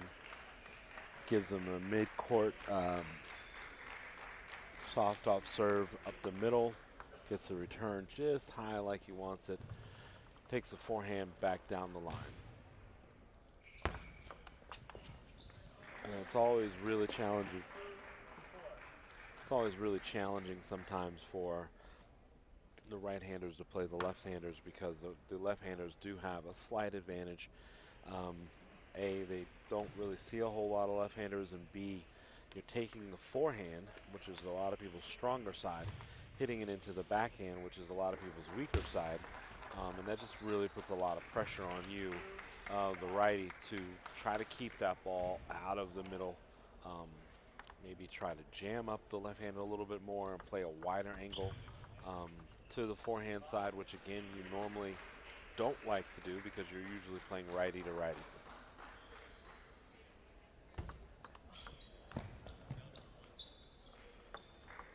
And a beautiful backhand flip down the line. Kind of catches David Lynn off guard. Smart play, and I think that Ueda is trying to keep David Lynn as honest as possible in this match, so he doesn't think that he's just going to hang out in that far right corner and just hit forehands all match.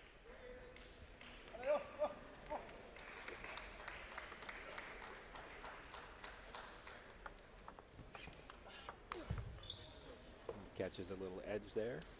See David Lynn apologizing. On the way down, if the ball catches the edge, even if it continues descending, the point is won by the player who hit the edge.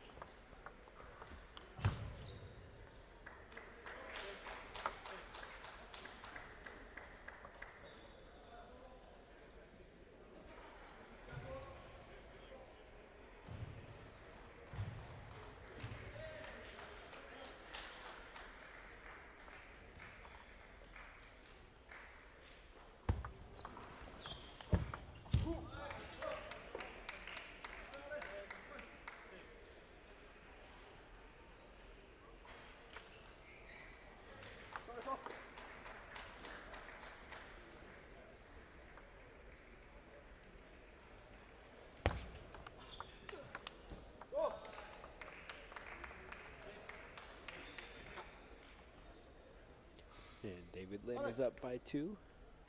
Tiago Ueda to serve. See if he can't bring it back to all square.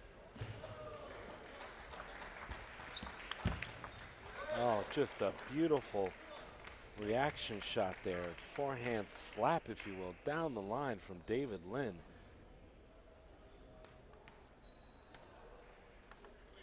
That has to be disheartening for Tiago. It was a beautiful combination, he just didn't get away with it. But salvage is his last serve, and able to close the gap back to 2.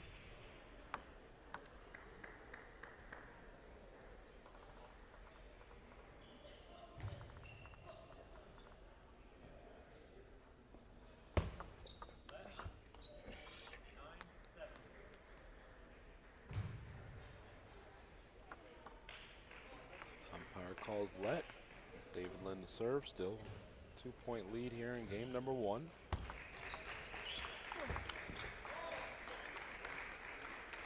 It's really unfortunate there because Ueda saw David Lynn ready for the step around. He anticipated it, had the forehand on it, but just couldn't do a whole lot with it.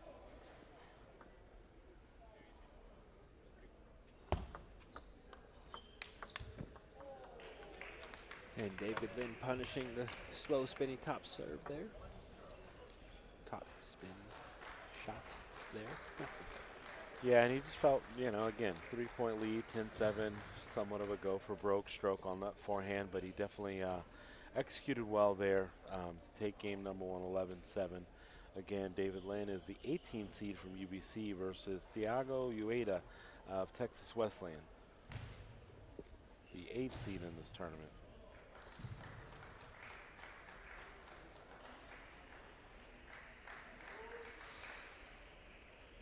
And Tiago's teammate, Eduardo Tomoike, is out on table number 1.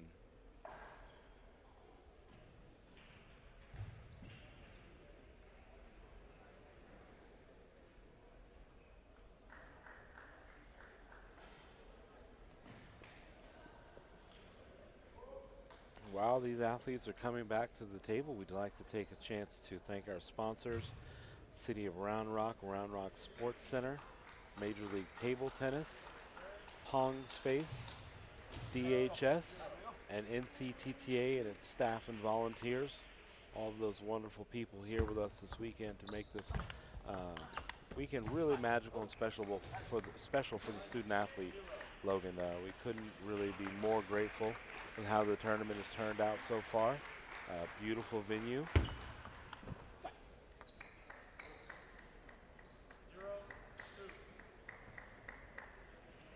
Yeah, things have been moving along well, and I think the talk behind the scenes is that this tournament actually has been on time for once, for the first time in many, many years, where things go smooth, not a lot of injuries, not a lot of people arguing with umpires, so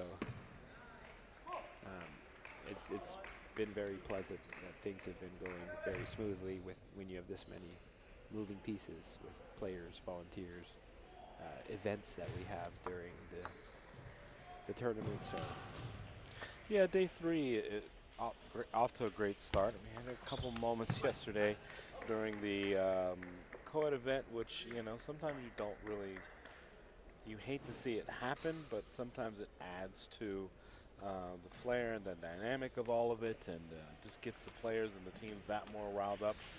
when there is a little bit of drama and tension mixed into the match. Again, we don't like to see it, but I think it kind of adds to the narrative. Yes.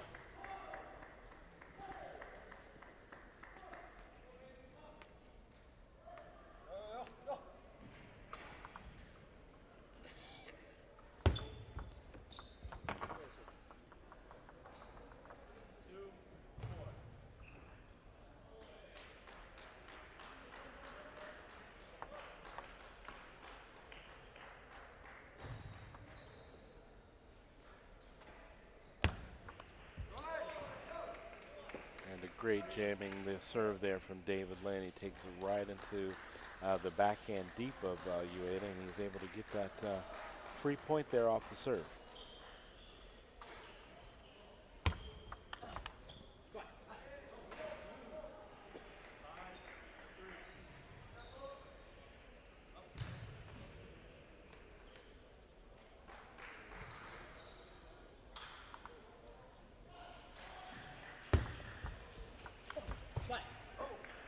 Beautiful forehand rip there on that third ball from Thiago Ueda.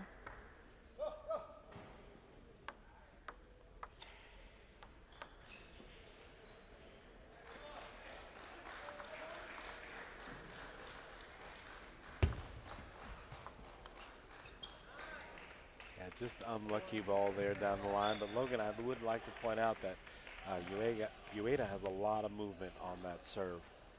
He's able to really play it short as well, so that really helps set up for him what commonly known as the third ball attack.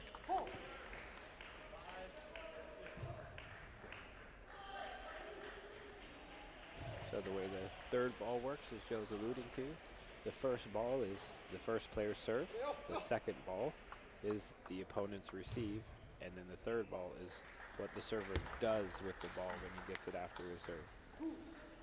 Which ideally is attack.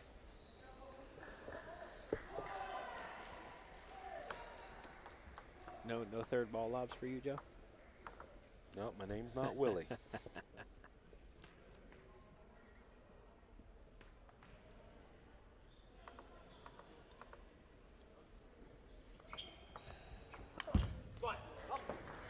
Beautiful inside-out forehand there by Thiago Ueda. He takes a 7-6 lead in game number 2, trying to get on the board here. You definitely don't want to give David Land, a player of his caliber, a 2-0 lead here in this best of 5. Again, this is the round of 16 as they're vying for a spot for the quarters. Looks like he changes his mind last second, almost gets to it, but not quite.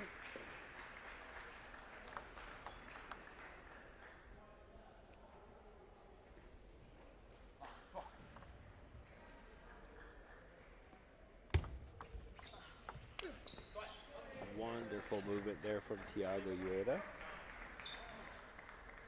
Yeah, that forehand just had a lot of spin on it, and he was able to keep the ball deep. And David Land went for a very, very big cut on the forehand side. David Land gets one back with a free point on the service return error by Thiago Ueda. Ueda still leads 9-7 in game number 2.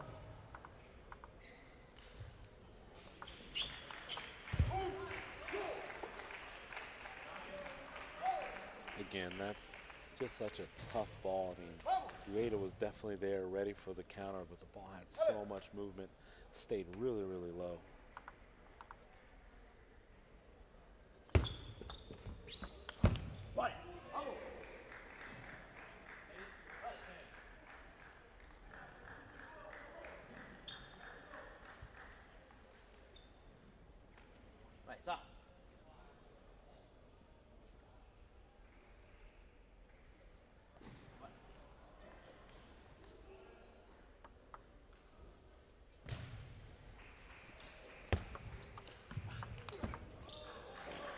Again, beautiful counter by David Lynn. Ueda opens up with a really big forehand, and David Lynn counters, redirects cross court. Again, that lefty action on the ball, just really bending away from Ueda.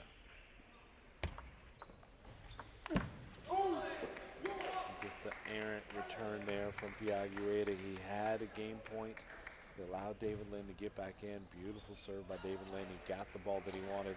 And what we talked about earlier, it was a pretty third ball attack.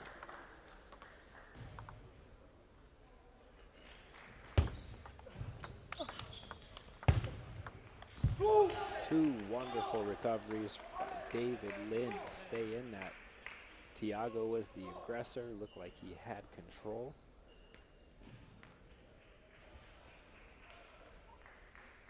And now David to serve with the advantage.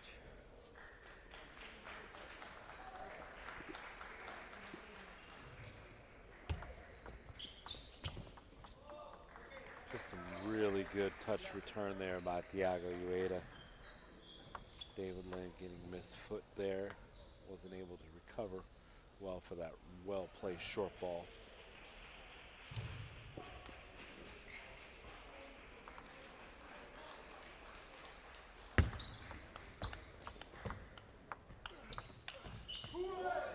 Like you said, Joe, that serve from Tiago kicked so massively hard. We could see it from our angle perfectly. Yeah, this is really good movement. That's some great wrist action and also some really interesting follow through.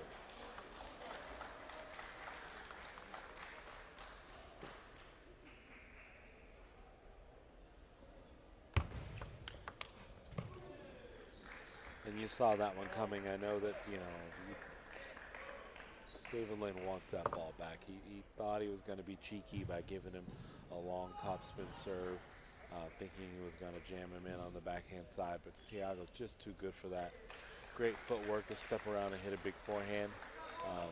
It's not the serve that I would have played right then and there when you're talking about at deuce-deuce trying to get, you know, a free point, if you will. And a wonderful flip from Tiago Ueda gets him back in control of this match.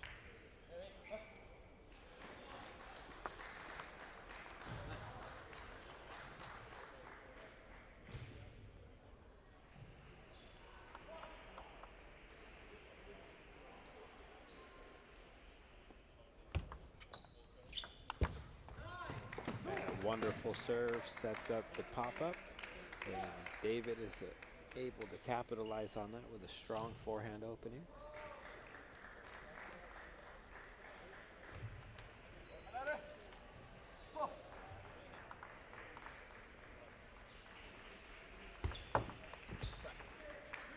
And Tiago just serves super heavy underspin serve that David isn't able to loop over the net.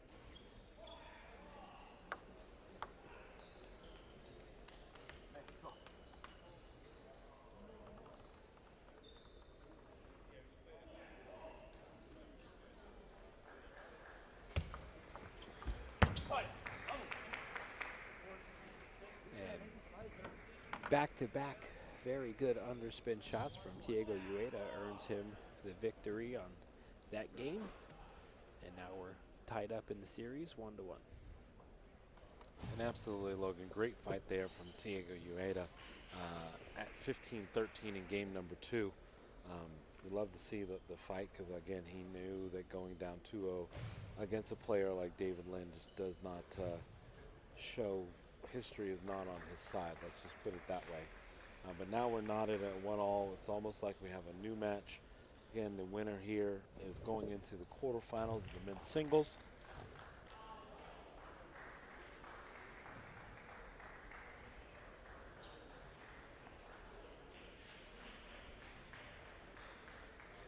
And if things stand corrected, we get some updates and results from the outer courts.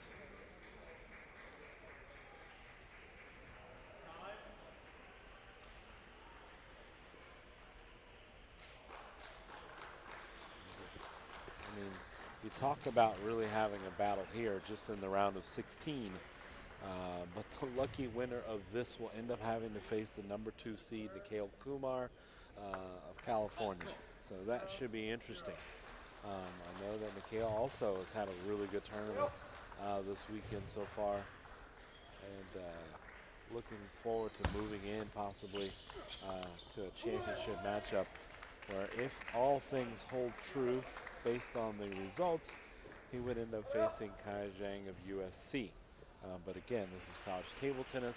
A lot of these athletes, if they're not in the same areas, never competed in the same regions, just like Ueda and David Lin here, one from the South region, the other from the Northwest region. They've never seen each other play all year until they got to the national championships. So there's a whole lot of table tennis to be played on the men's side. So it's going to be pretty interesting.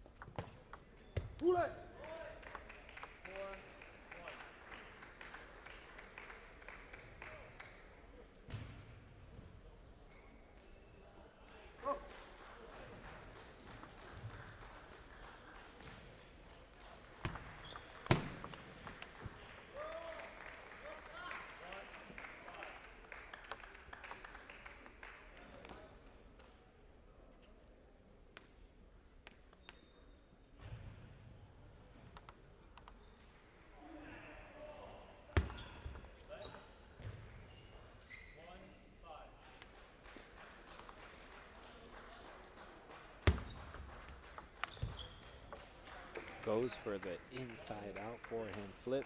That would have been pretty, but reaches just a little bit. Ends up sending it wide.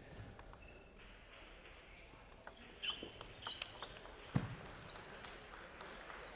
does follow it up with a beautiful forehand counter there.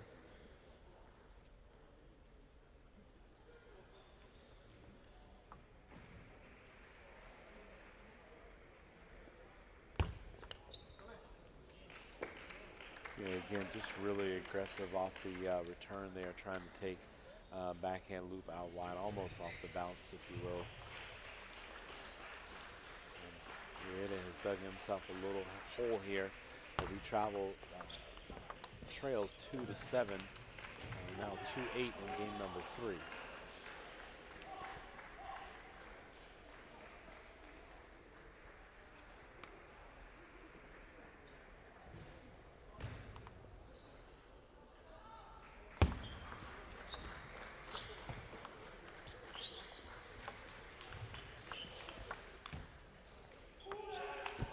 Some wonderful recovery shots there, and ends up catching David, not getting that smash. And the one thing about it is, anyone looking at home, those of you that are at a recreational and beginning level, when you see that smash go up like that, the one thing people do is they feel like because the ball is up and it's slow, but at the end of the day, it's still moving. So once it takes a bounce, it could take, a slightly adjusted bounce forward or to the left or to the right. You just never know. And the biggest thing is you need to keep your feet moving when you're getting those high miss-hit lobs or lob ball. Always have to have your feet moving. You never want to feel like you're stuck in a spot, because at the last second, as soon as that ball touches the table, it could take a jump anywhere. And that's where the spin factor, it's hard to see on the cameras at all. It's even hard to see when you're playing, because all you have is the logo. And depending on which rotation the ball's spinning, you can't even see the logo sometimes. So a lot of the way we read spin and deal with spin is just through experience, right?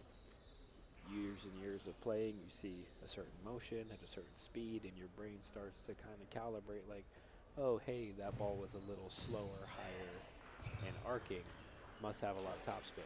Or that ball went really fast and flat, must not have much topspin at all. So these players are really like, their technique is well oiled and refined from basically just countless hours in the practice hall.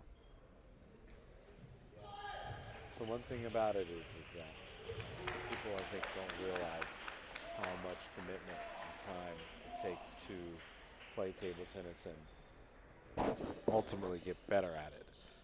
So that's one of the things that you, if you're watching at home and you're thinking about it, getting interested and involved in table tennis, we welcome all new players from near and far to come into the sport and play and just, you know, and first and foremost, have a good time. Enjoy yourself while you're playing. But again, when I talked to Matt yesterday, if anyone's interested in playing table tennis and taking it to the next level, you definitely want to try to seek out your local coach in your area to get some type of fundamentals and then kind of start developing some technique so that you can continue to advance and play at a higher level. But really, that's one of the biggest things is that all the athletes here, a lot of them have been playing table tennis a very long time. Since they many were, of them you know, since they little were young kids, you know, yeah. 5, 6, 7, 8 years old, and they've dedicated their lives to this craft.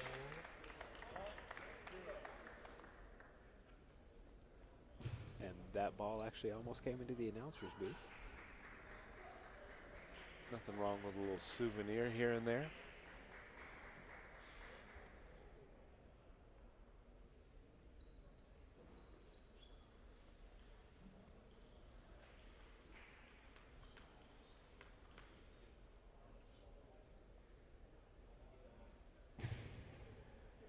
And the umpire there just wanting to verify that the ball we found was a tournament ball.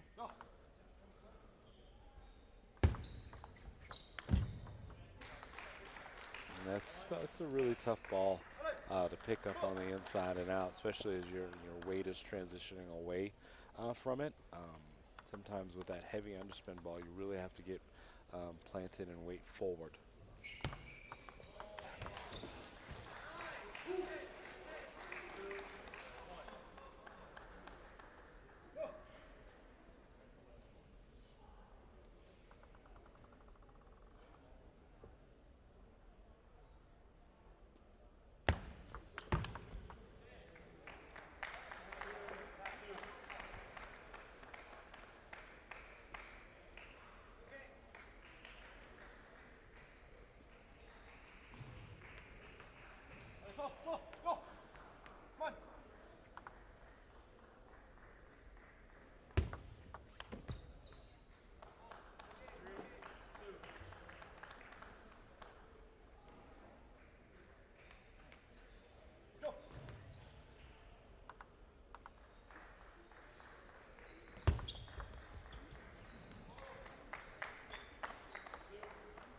And Tiago there with a well-disguised spin serve.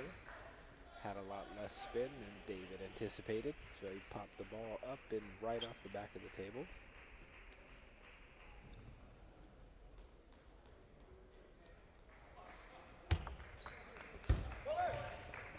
Just a misread there on the return by Ueda. And David Lin trails 3-4 in game number 4.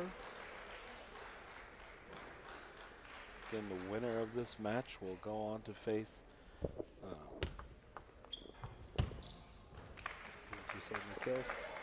Nikhil Kumar, the number 2 seed of the tournament. Nikhil beat Michael Wolski in his round of 32 matchup. That explains why Michael is sitting in the stands. Very, very good player out of Northwestern.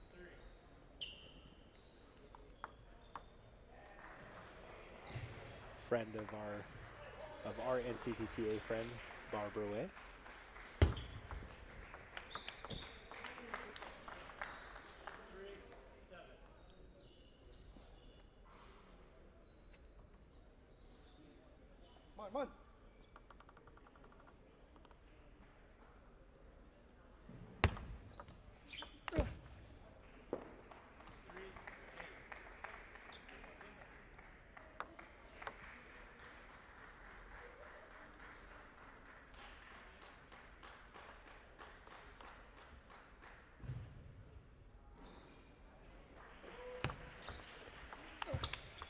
Oh, and just an amazing block right down the line.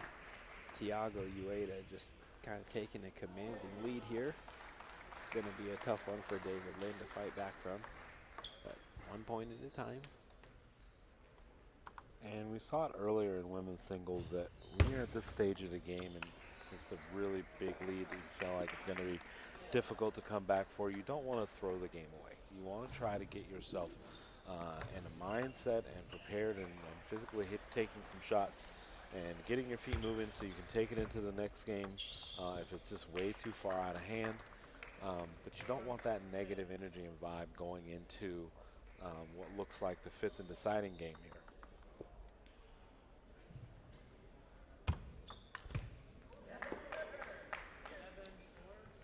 And Tiago makes it look easy. Inside out forehand down the line for a clear winner. And he ties the series up 2-2. We have ourselves a brand new match.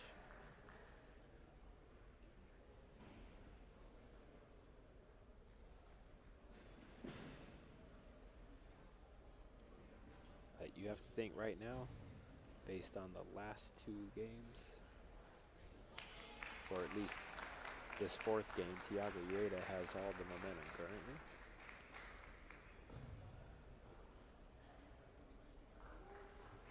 So going into game 5, we'll see if David can find a way to bounce back and not let his performance in game 4 bring any negative thoughts or energy into the 5th and final game of this match.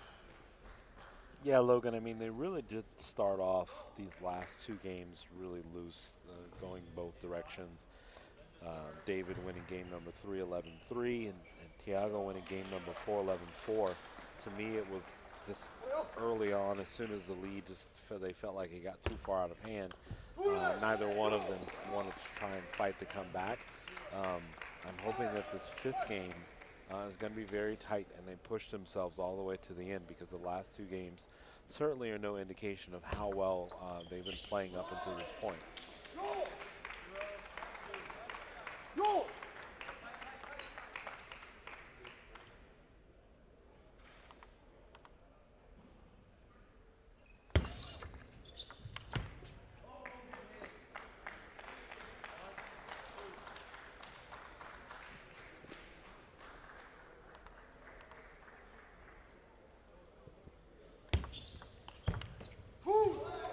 Just an unlucky bounce there off the top of the net. Sails long, gives David Lynn a 3-1 lead in the 5th and deciding game here of this round of 16 men's singles.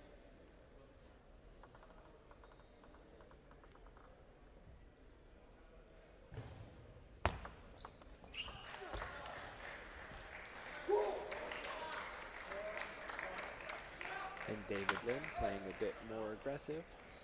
And Tiago elects to go ahead and call the timeout before it gets out of hand, which is a very smart play. And he also probably wants to slow down the momentum of David Lynn as well. Tiago just kind of shaking his head in the corner with Coach Dory Joye of Texas Wesleyan.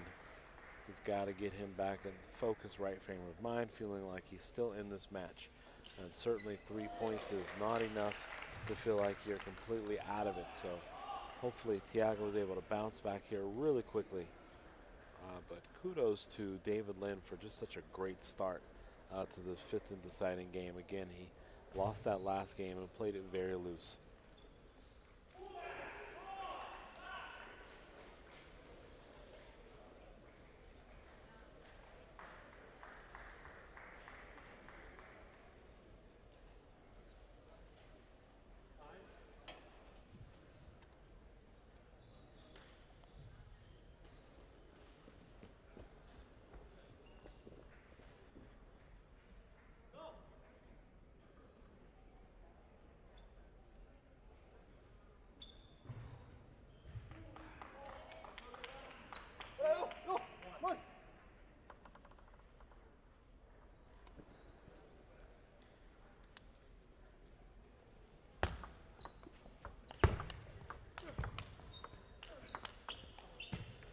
Straight away back from the timeout. Tiago takes advantage. Just some really good control on the backhand blocks there. Not only was he able to control those big forehands from David Lynn, he was able to also move them from one side of the table to the other, which is ultimately what won him that point. Tiago Ueda to serve 2-4 in game number 5. And he gets a really soft return there from David Lynn. Makes him pay for it with a big inside-out forehand. Really like what I'm seeing coming from the timeout from David Tiago Ueda.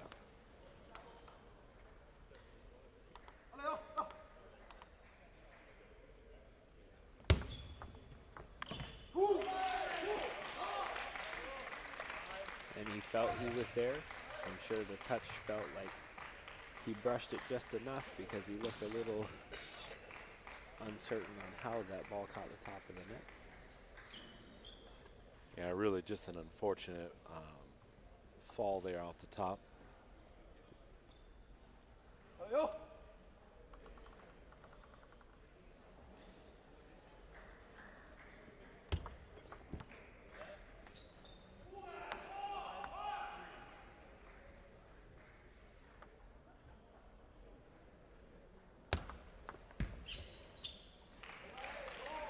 Again, a free point for David Lynn off of the return of serve. Just a really tough serve to read, and Tiago Ueda pushes that ball. And just like that, he's now down 3 here in this 5th and deciding game.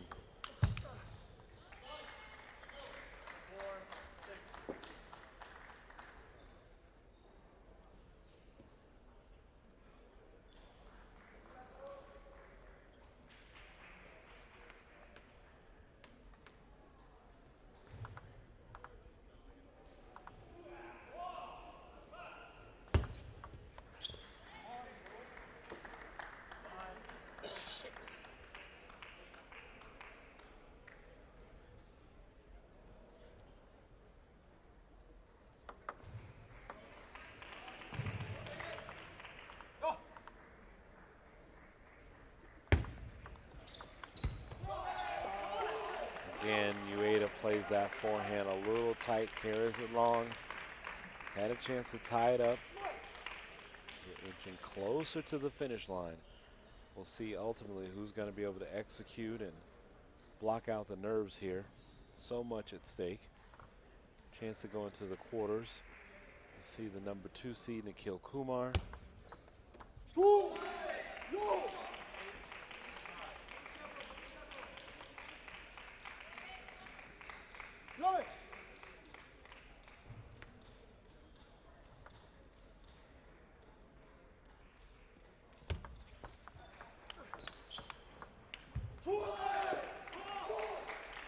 Again, just really tries to do so much with that forehand. David Lynn can see the finish line. It's a 9-5 lead in the 5th and deciding game. Ueda to serve. With 2 amazing serves and opening shots here, Tiago might be able to get back in this. And he misses the backhand. He got the pop-up and just barely missed it. Barely missed it, but he just went so big. Right, he got a really good return that he wanted. It was a smart serve, and he just really just. And again, the backhand ripped twice. If they'd hit the table, could have very well been 9-7, but they sailed long, and it looks like David Lynn advances to the quarterfinals. And for his great efforts, he gets Nikhil Kumar, UC Berkeley. Sounds like a tough task there. It's going to be so much fun for him, but congratulations to David Lynn of UBC, and thank you again to Tiago Ueda for a great tournament. I know we'll see more of that young man in years to come. If you're just joining us, this is day number 3, the finale of the 2023 Collegiate National Table Tennis Championships. I'm Joe Wells. Alongside me is Logan Zimmerman. We're going to take a quick game break, and we're coming back here shortly. We're going to have women's quarterfinal action. The number 6 seed, Joanna Sung of UCLA versus the number 2 seed, Jin Ding of Texas Wesleyan.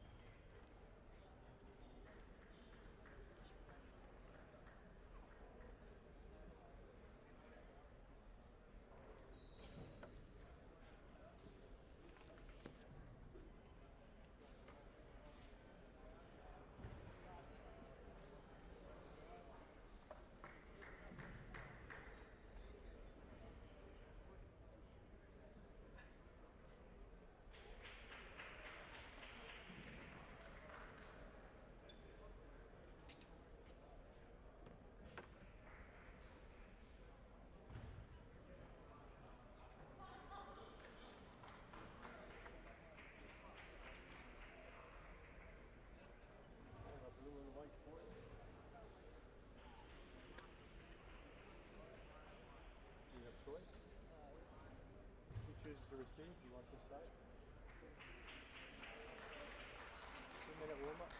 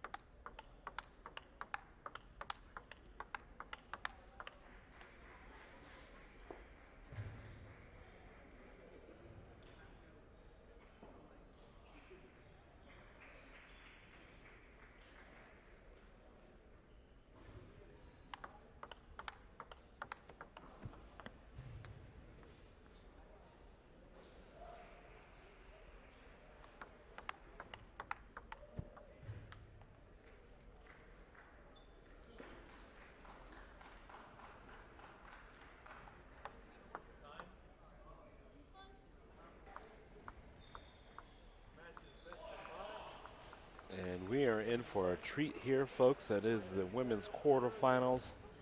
The number 2 seed, Jin Ding of Texas Wesleyan versus the number 6 seed, Joanna Sung of UCLA. Again, the ladies of UCLA, the Bruins, have won the women's team championship. So again, they already have one title under their belt, and there's a couple of them vying for the singles championship.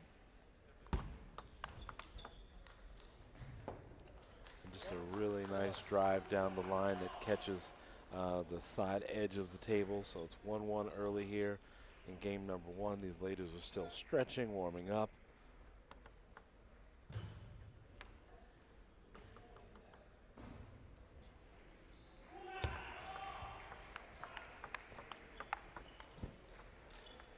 While most people have struggled throughout the weekend, as we see Jin Ding, she's able to really put a lot of pressure off that backhand side. We believe she's using medium pips to push through the ball and attack, and there's not a lot of spin on it. So the ball is staying low, it's sliding into you, and it's just really tough to handle. But we believe that Joanna Sung is not going to have any problems with that quick backhand-to-backhand exchange that we've seen Jin Ding be so successful with this weekend.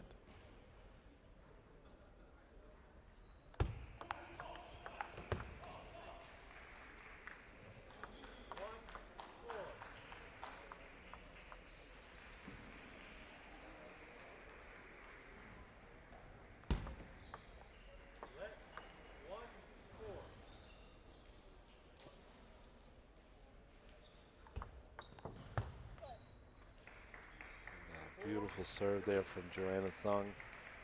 Jin Ding misreads it on the forehand push. Ball sails long. Jin Ding leads 4-2 game number 1. Again, this is the women's quarterfinal. The number 2 seed, Jin Ding of Texas Wesleyan versus the number 6 seed, Joanna Sung of UCLA.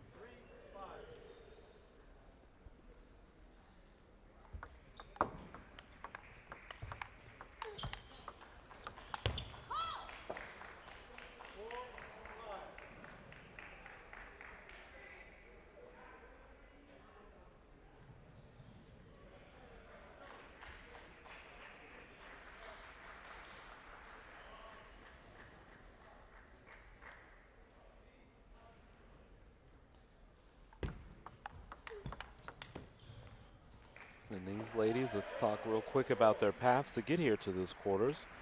Jin Ding, the number 2 seed. Obviously, she gets a bye in the first round. Her first opponent was in the round of 16, Stephanie Zhang of Maryland. She defeated her 11-4, 11-8, 11-5.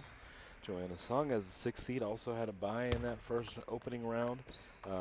She played in her round of 16, Anastasia Wong of NYU, who we saw, and she had a tough match against Anastasia. She did pull it out 11-7, 9-11, 11-6, 7-11, and 11-5 in the 5th to set up this women's quarterfinal against Jin Ding of Texas Wesleyan.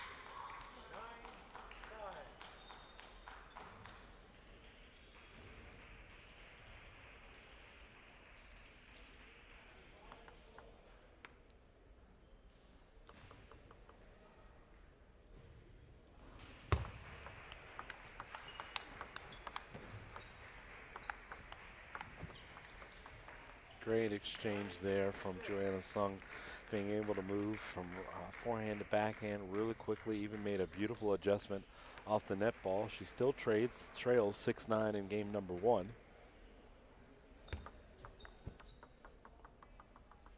Misplayed that forehand flip there.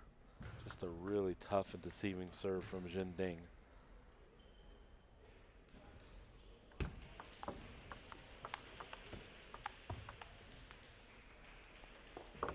There you have it. Jin Ding of Texas Wesleyan takes game number 1, 11-6.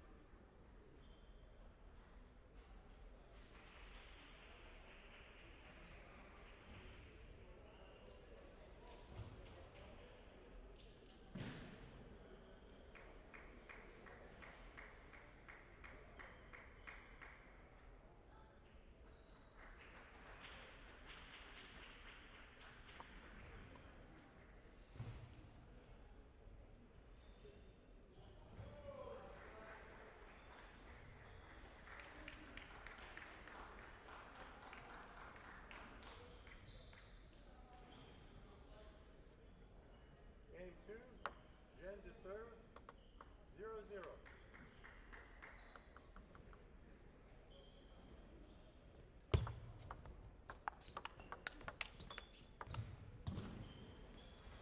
Just a real quick fire moment there, side to side by Jin Ding, and she's able to play the ball out wide and then moves the ball back to the other side really well. That is just great control.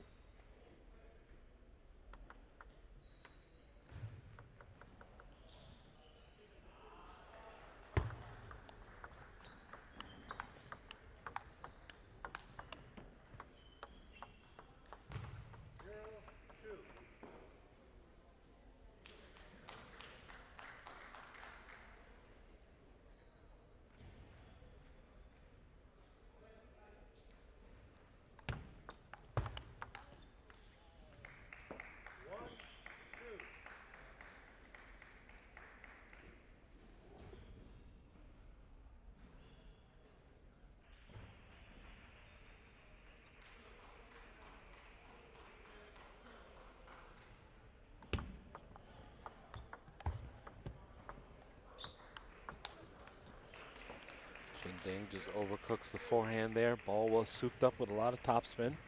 It's a great point from Joanna Sung.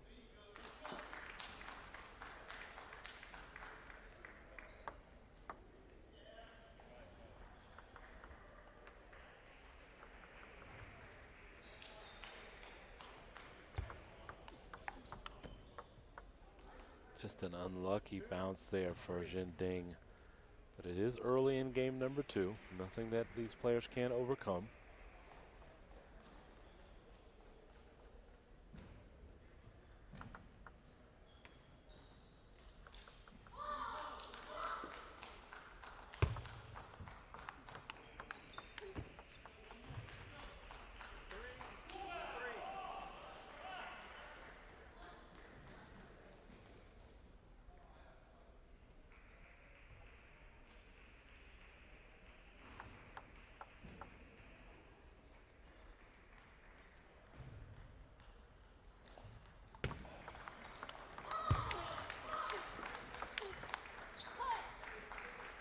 Just a beautiful exchange there from these ladies.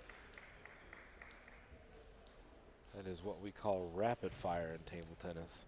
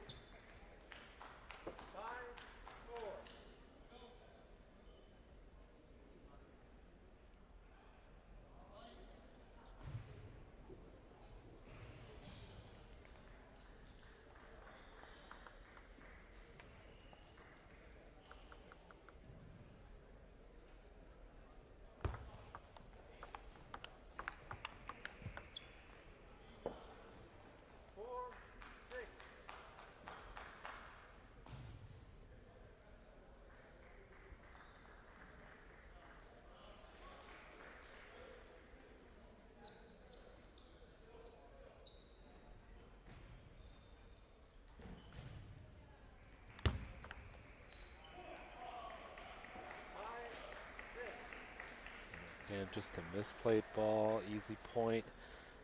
Then keeping Joanna into the second game.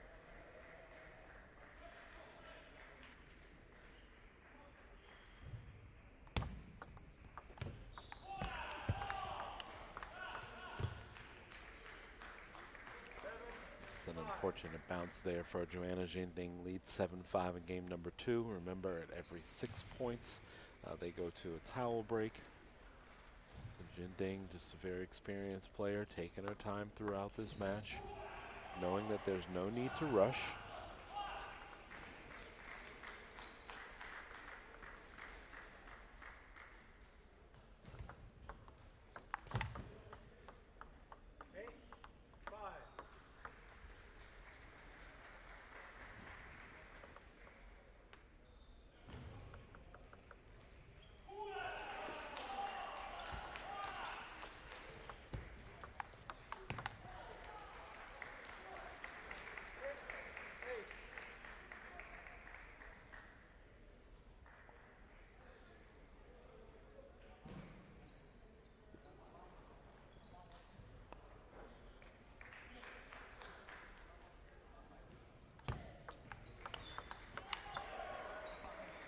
And a great exchange there from Joanna Sung Jinding. Joanna is able to just deposit that forehand back cross court.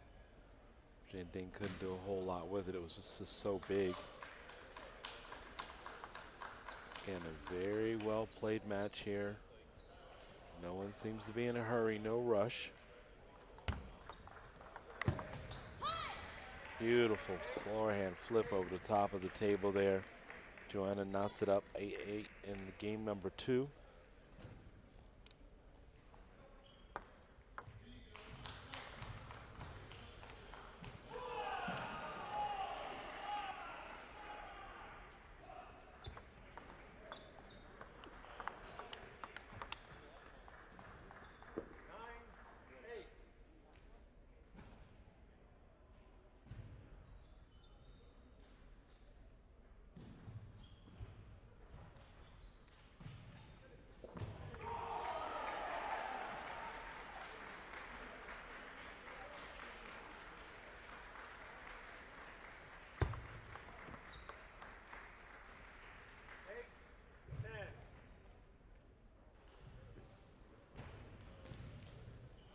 Zendang in the driver's seat here at 10-8.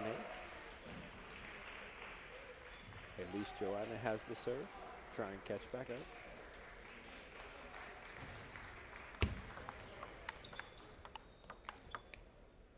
And Zen just hits right in the body, catches her in the transition to win the second game.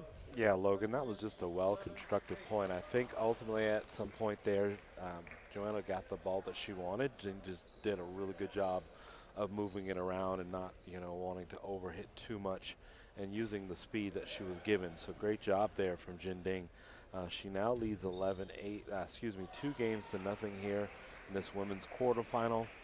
The winner of this will go on to play the winner of Wenxi Q of Carnegie Mellon and Sophie Wu of MIT. That's going on the outer tables right now, but that would be the semifinal. The winner of Joanna Sung, Jin Ding, will play the winner of the Wei Shin Chu from Carnegie Mellon and Sophie Wu of MIT.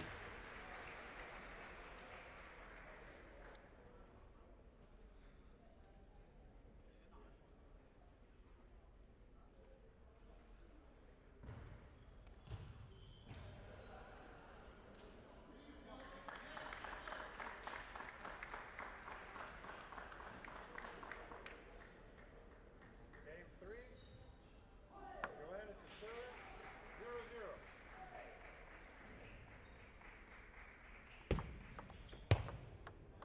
One, 0.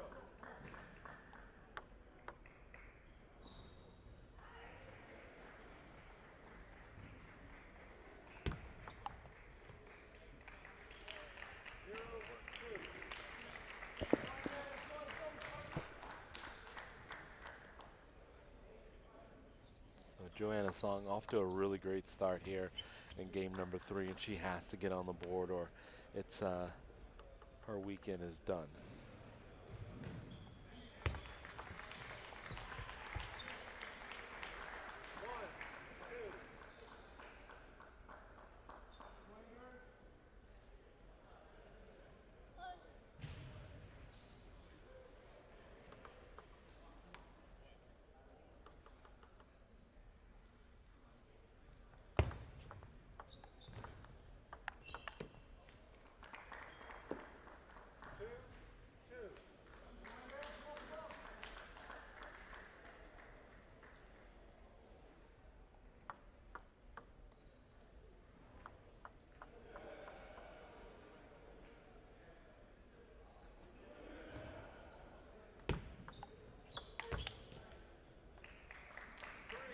Beautiful forehand smash there to the court. Jin Ding did get a racket on it, but it was just too much to overcome.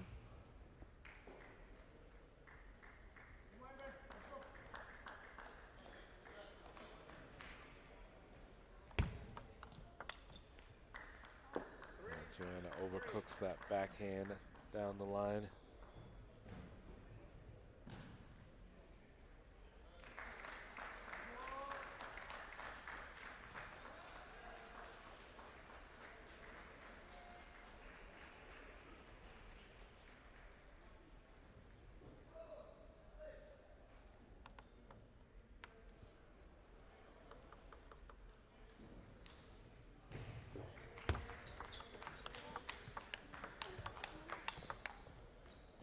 Just a beautiful exchange there from these ladies.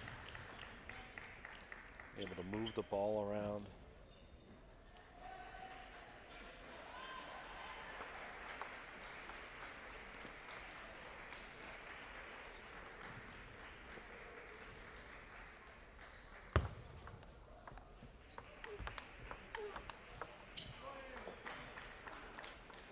Just great control on the forehand out wide there by Jin Ding. Again, this is exactly how game number 2 played out. Neither player was really giving a whole lot of inches. They kept it close. It was knotted. One would go up by 1 point. It would be tied up by 1 point. A lot of jockeying back and forth here.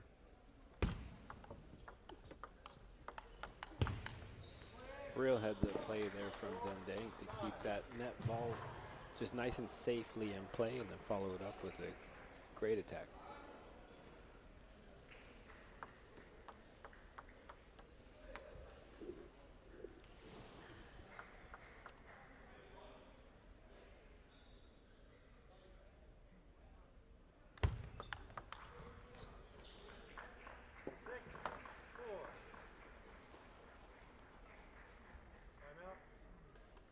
there you have it. Joanna Sung calls timeout. She lost 2 straight.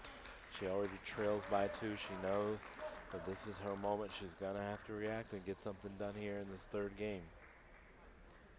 Jin Ding, just very poised player. No need to really go to the corner and change a whole lot of what she's doing. She's just got to go over there to get just a quick reset, put the old bobby pins in the head, and get ready to come back out on this court with a lead.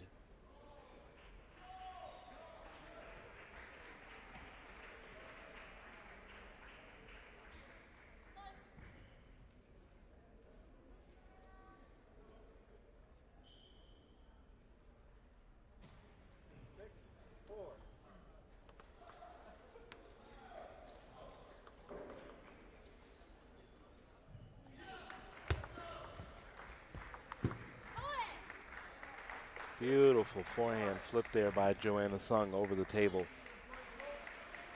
Just such quick wrist action that she has on that flip.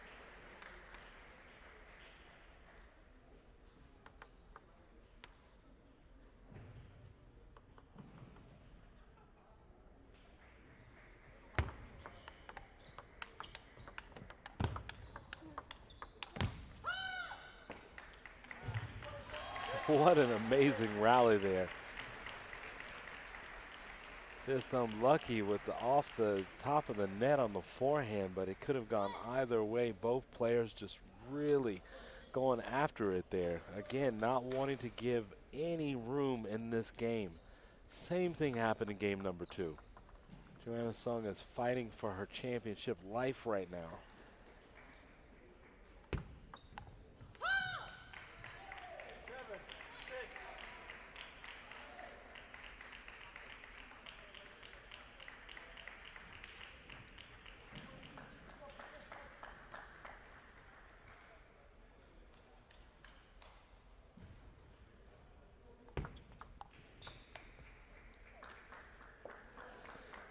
She's just really excited right now, being able to reel off those points back to back. She sails that forehand long.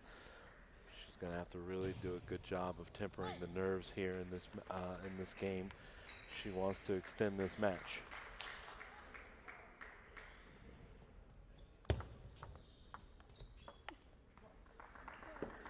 And again, she sails the ball long, taking that backhand. She's telling herself to calm down, to get back in this.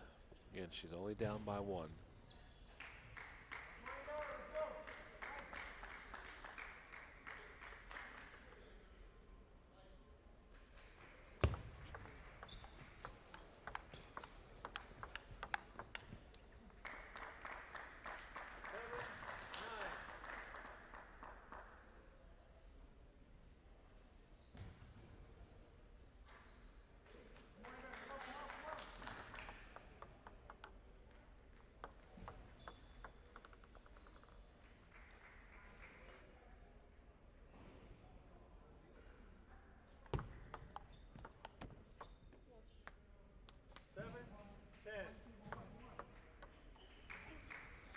Just like that, Jin Ding has match point, 10-7.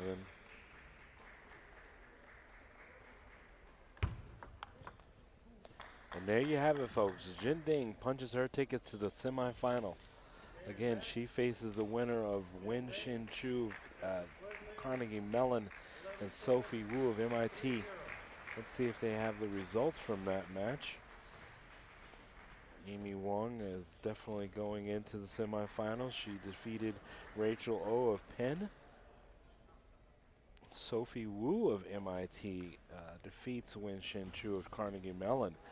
So in that semifinal, the 16 seed has made it all the way to the semis. So it's going to be the 2 versus the 16. And we're waiting on one last quarterfinal to finish. Angie Tan of UCLA and Jia-Chi Lin of Texas Wesleyan.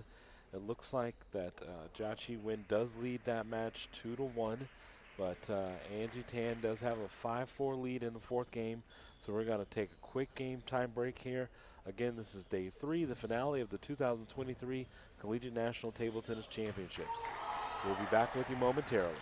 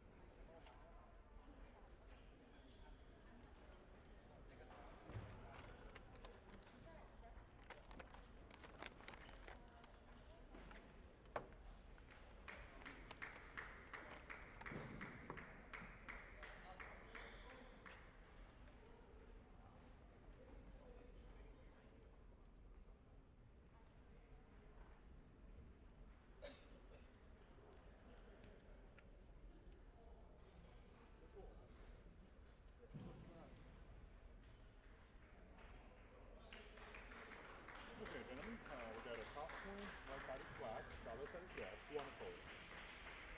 That's one red. Black. You see? Which side would you like to start? Okay. This side? Okay. You'll be serving from this side.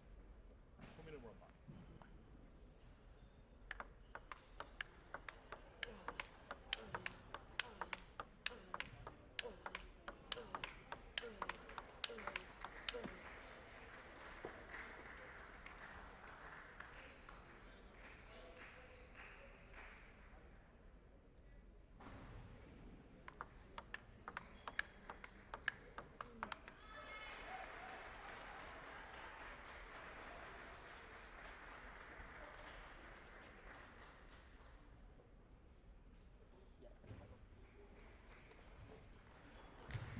And the fireworks are about to be underway here, folks. We're expecting a very explosive men's quarterfinal matchup. The #1 seed, Kai Zhang of USC, versus the #5 seed, Eduardo Tomoike of Texas Wesleyan.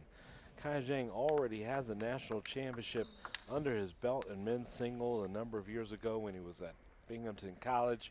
He now represents the USC Trojans. But he's going to have his hands full with the J-Penn player, Eduardo Tomoike of Texas Wesleyan.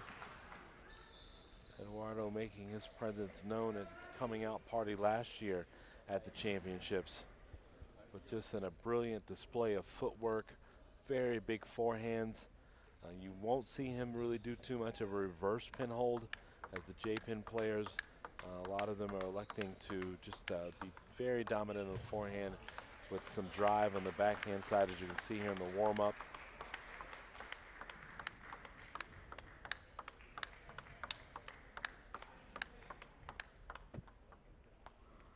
You know, it's very well possible the evolution of the game and the speed of the game is maybe a bit challenging for the J-Penn style to be taught nowadays, just with the transition that you have to have with your hands.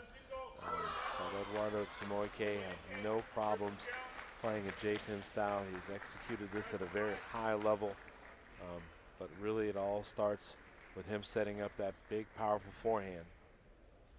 Again, Kai Zhang, the #1 seed from USC.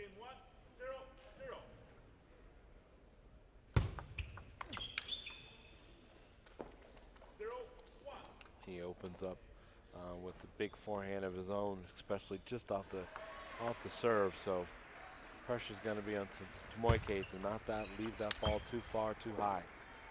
What a big step around as he paints the back corner of that forehand side of Kai Zhang.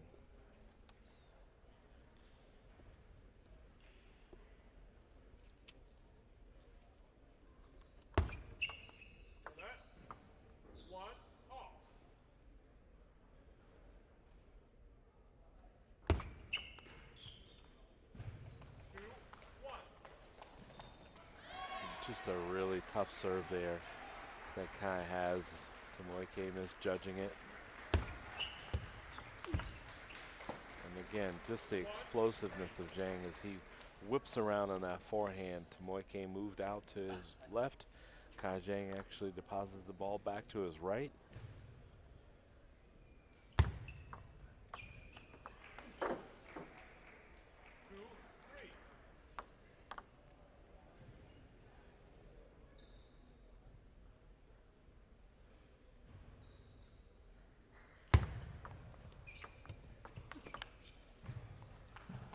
Good recovery there, the ability to move in and out there from Kai Zhang. He's not the #1 seed for nothing, folks.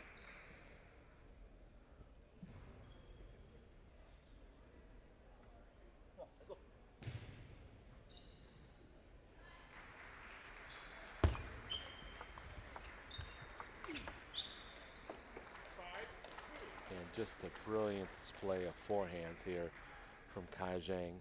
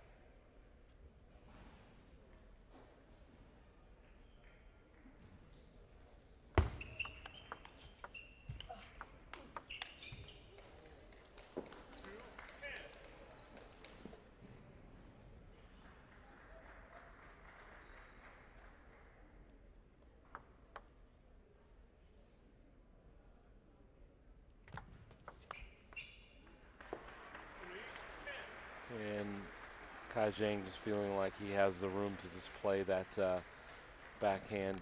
Played a little long. Something he might need to pull out a little bit later in this match. Nothing wrong with him taking that early rip off the return of serve. Kai Zhang wins game number 1, 11-3, as he came out like gangbusters.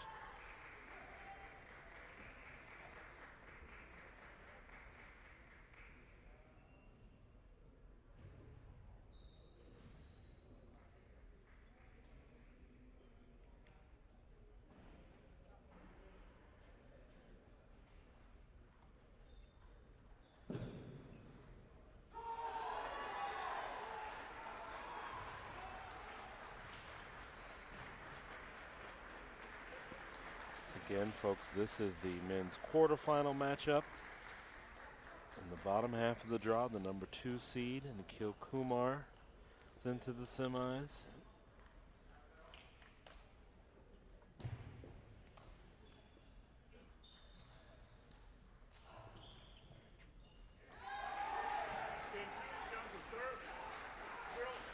He defeated David Lin of UBC handedly, 11-5, 11-7, 11-5.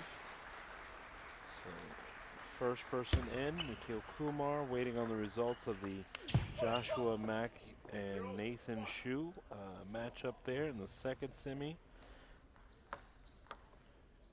Excuse me, the third quarter.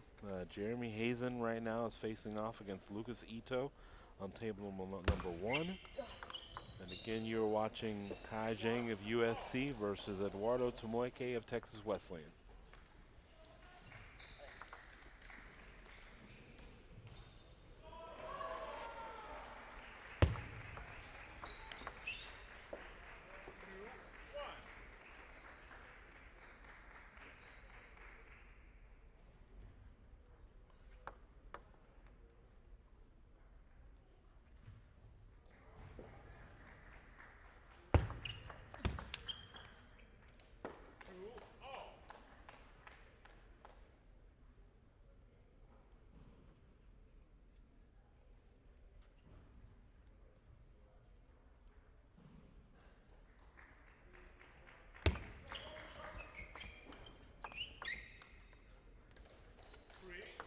Some really good control there from Kai Zhang as Eduardo Tomoike trying to get that forehand established.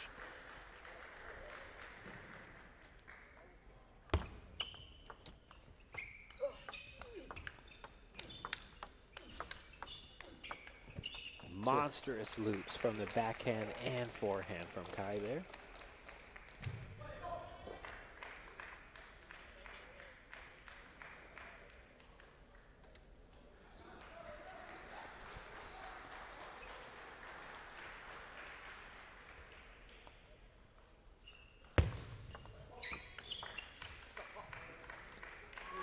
Nice forehand up the middle. Not the most powerful, but it was really deep, had a lot of spin. Tough for Kai Zhang to return that ball.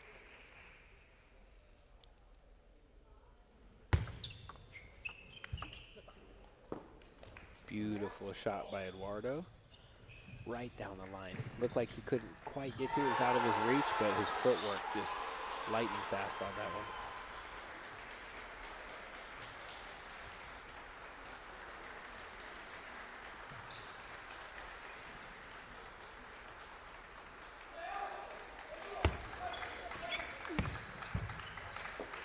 Again, Eduardo is really fast, but Kai Zhang is just another level when it comes time to explosiveness on the forehand side and how much he's able to get movement and bend on that ball. It just dips away from Eduardo.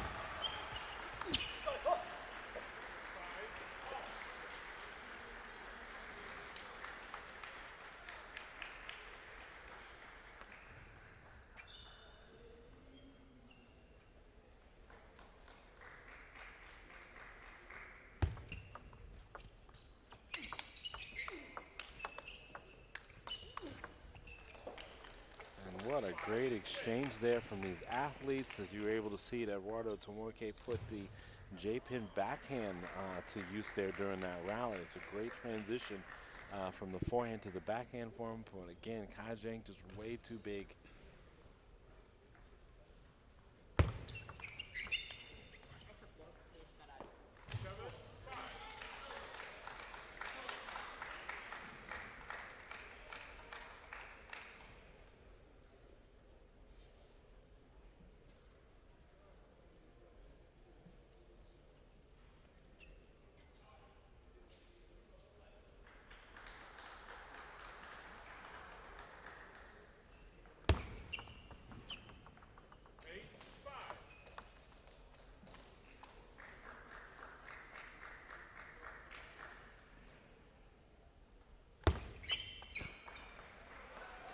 Just another really difficult serve to read. We saw a couple times in game number 1 that happened. Kai just gave him something really challenging in the middle of the table, and Eduardo wasn't able to make up his decision whether he wanted to step forward and push or let it try to travel long and take one bounce long forehand.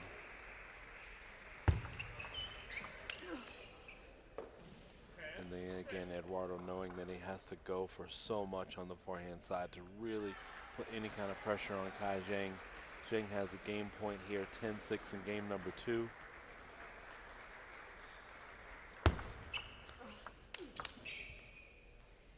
There you have it. Kai Zhang takes game 2, 11-6.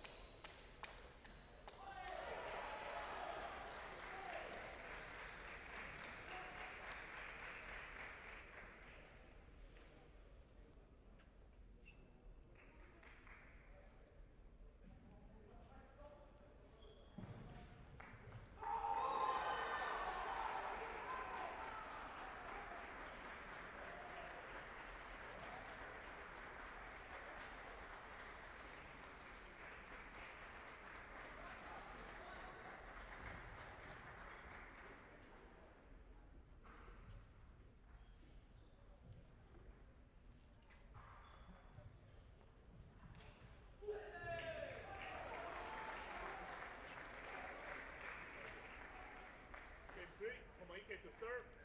0-0.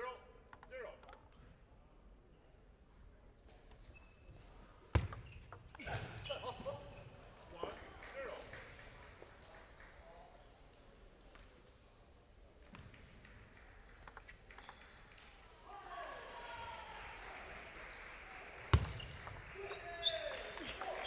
Beautiful rip out wide on the push that looked like it was going to be nice and short, but it did travel a little bit too long on Tomoike, and Kai Zhang makes him pay with a backhand out wide.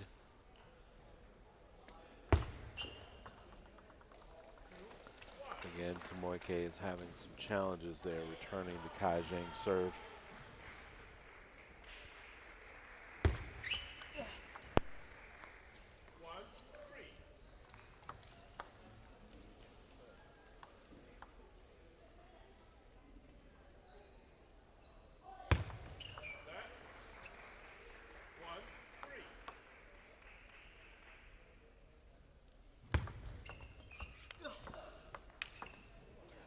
Beautiful J-pin backhand right there from Tomoike. And you haven't seen that much, but glad to see that it's there. He's capable of doing it, but the biggest thing about it, Logan, is that he has to have time. He has to have time to set that wind up, because that is not a natural motion off the backhand side with the way that grip's set up. Unlike traditional backhands, the inside-out motion from the left side of your hip to the right, like throwing a frisbee, is very easy. But from the angle that Tomoike is coming from, it's hard. How about that block? Tomoike's right there off of Kai's rip. Unfortunately, catches an edge there, but it's just the perfect angle. Yeah, that was a super impressive block there by Tomoike.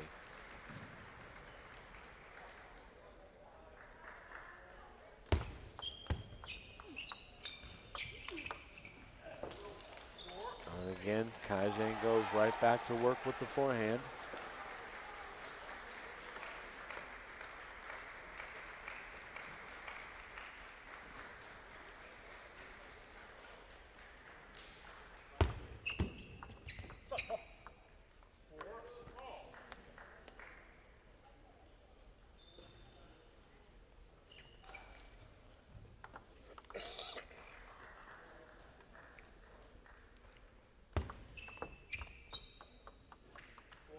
Kai catches Tomoike off guard just a little bit, waiting to the last second to change directions on him. He's not quite ready for the push.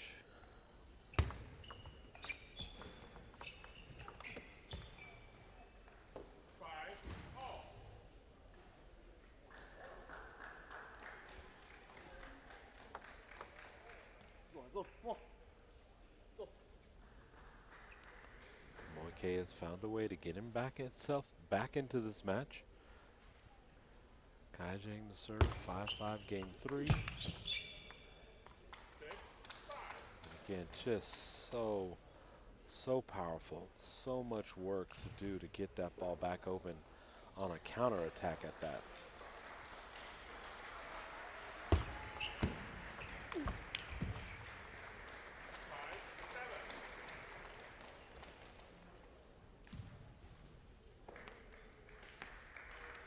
And it looks like out on table number 1, Jeremy Hazen is taking care of business as he's up 10-4 on Lucas Ito in game number 2. Playing a very well-played, methodical match. Looks like he's not worried or bothered by Ito's pips and deceptive chopping style at all. He's been very patient in this match. And again, Kai Jang now ripping off the backhand side. Hitting rockets.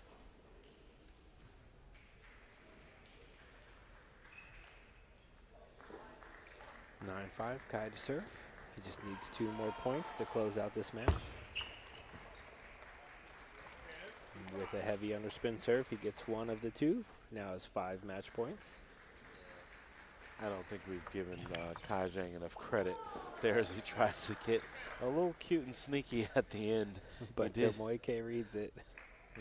Demoike is so fast. It was one of those things is like that would work against, you know, common people like you and I, but not Eduardo Demoike. He just really moves well to either side.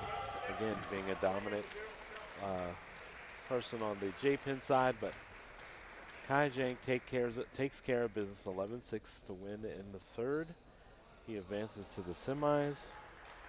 Kai Jang will await the winner of Lucas Ito and Jeremy Hazen, which is going to be really interesting because the way it's looking out on table number 1, that Jeremy Hazen will advance to that semifinal. So it's going to be Kai Jang versus Jeremy Hazen in the semifinal number 1 of the men's singles here in day 3, the 2023 Collegiate National Table Tennis Championships. We're going to take a game break here. Up next is we expect to have the first women's semifinal, the number 2 seed Jin Ding of Texas Wesleyan versus the surprise 16 seed Sophie Wu of MIT. Take a break.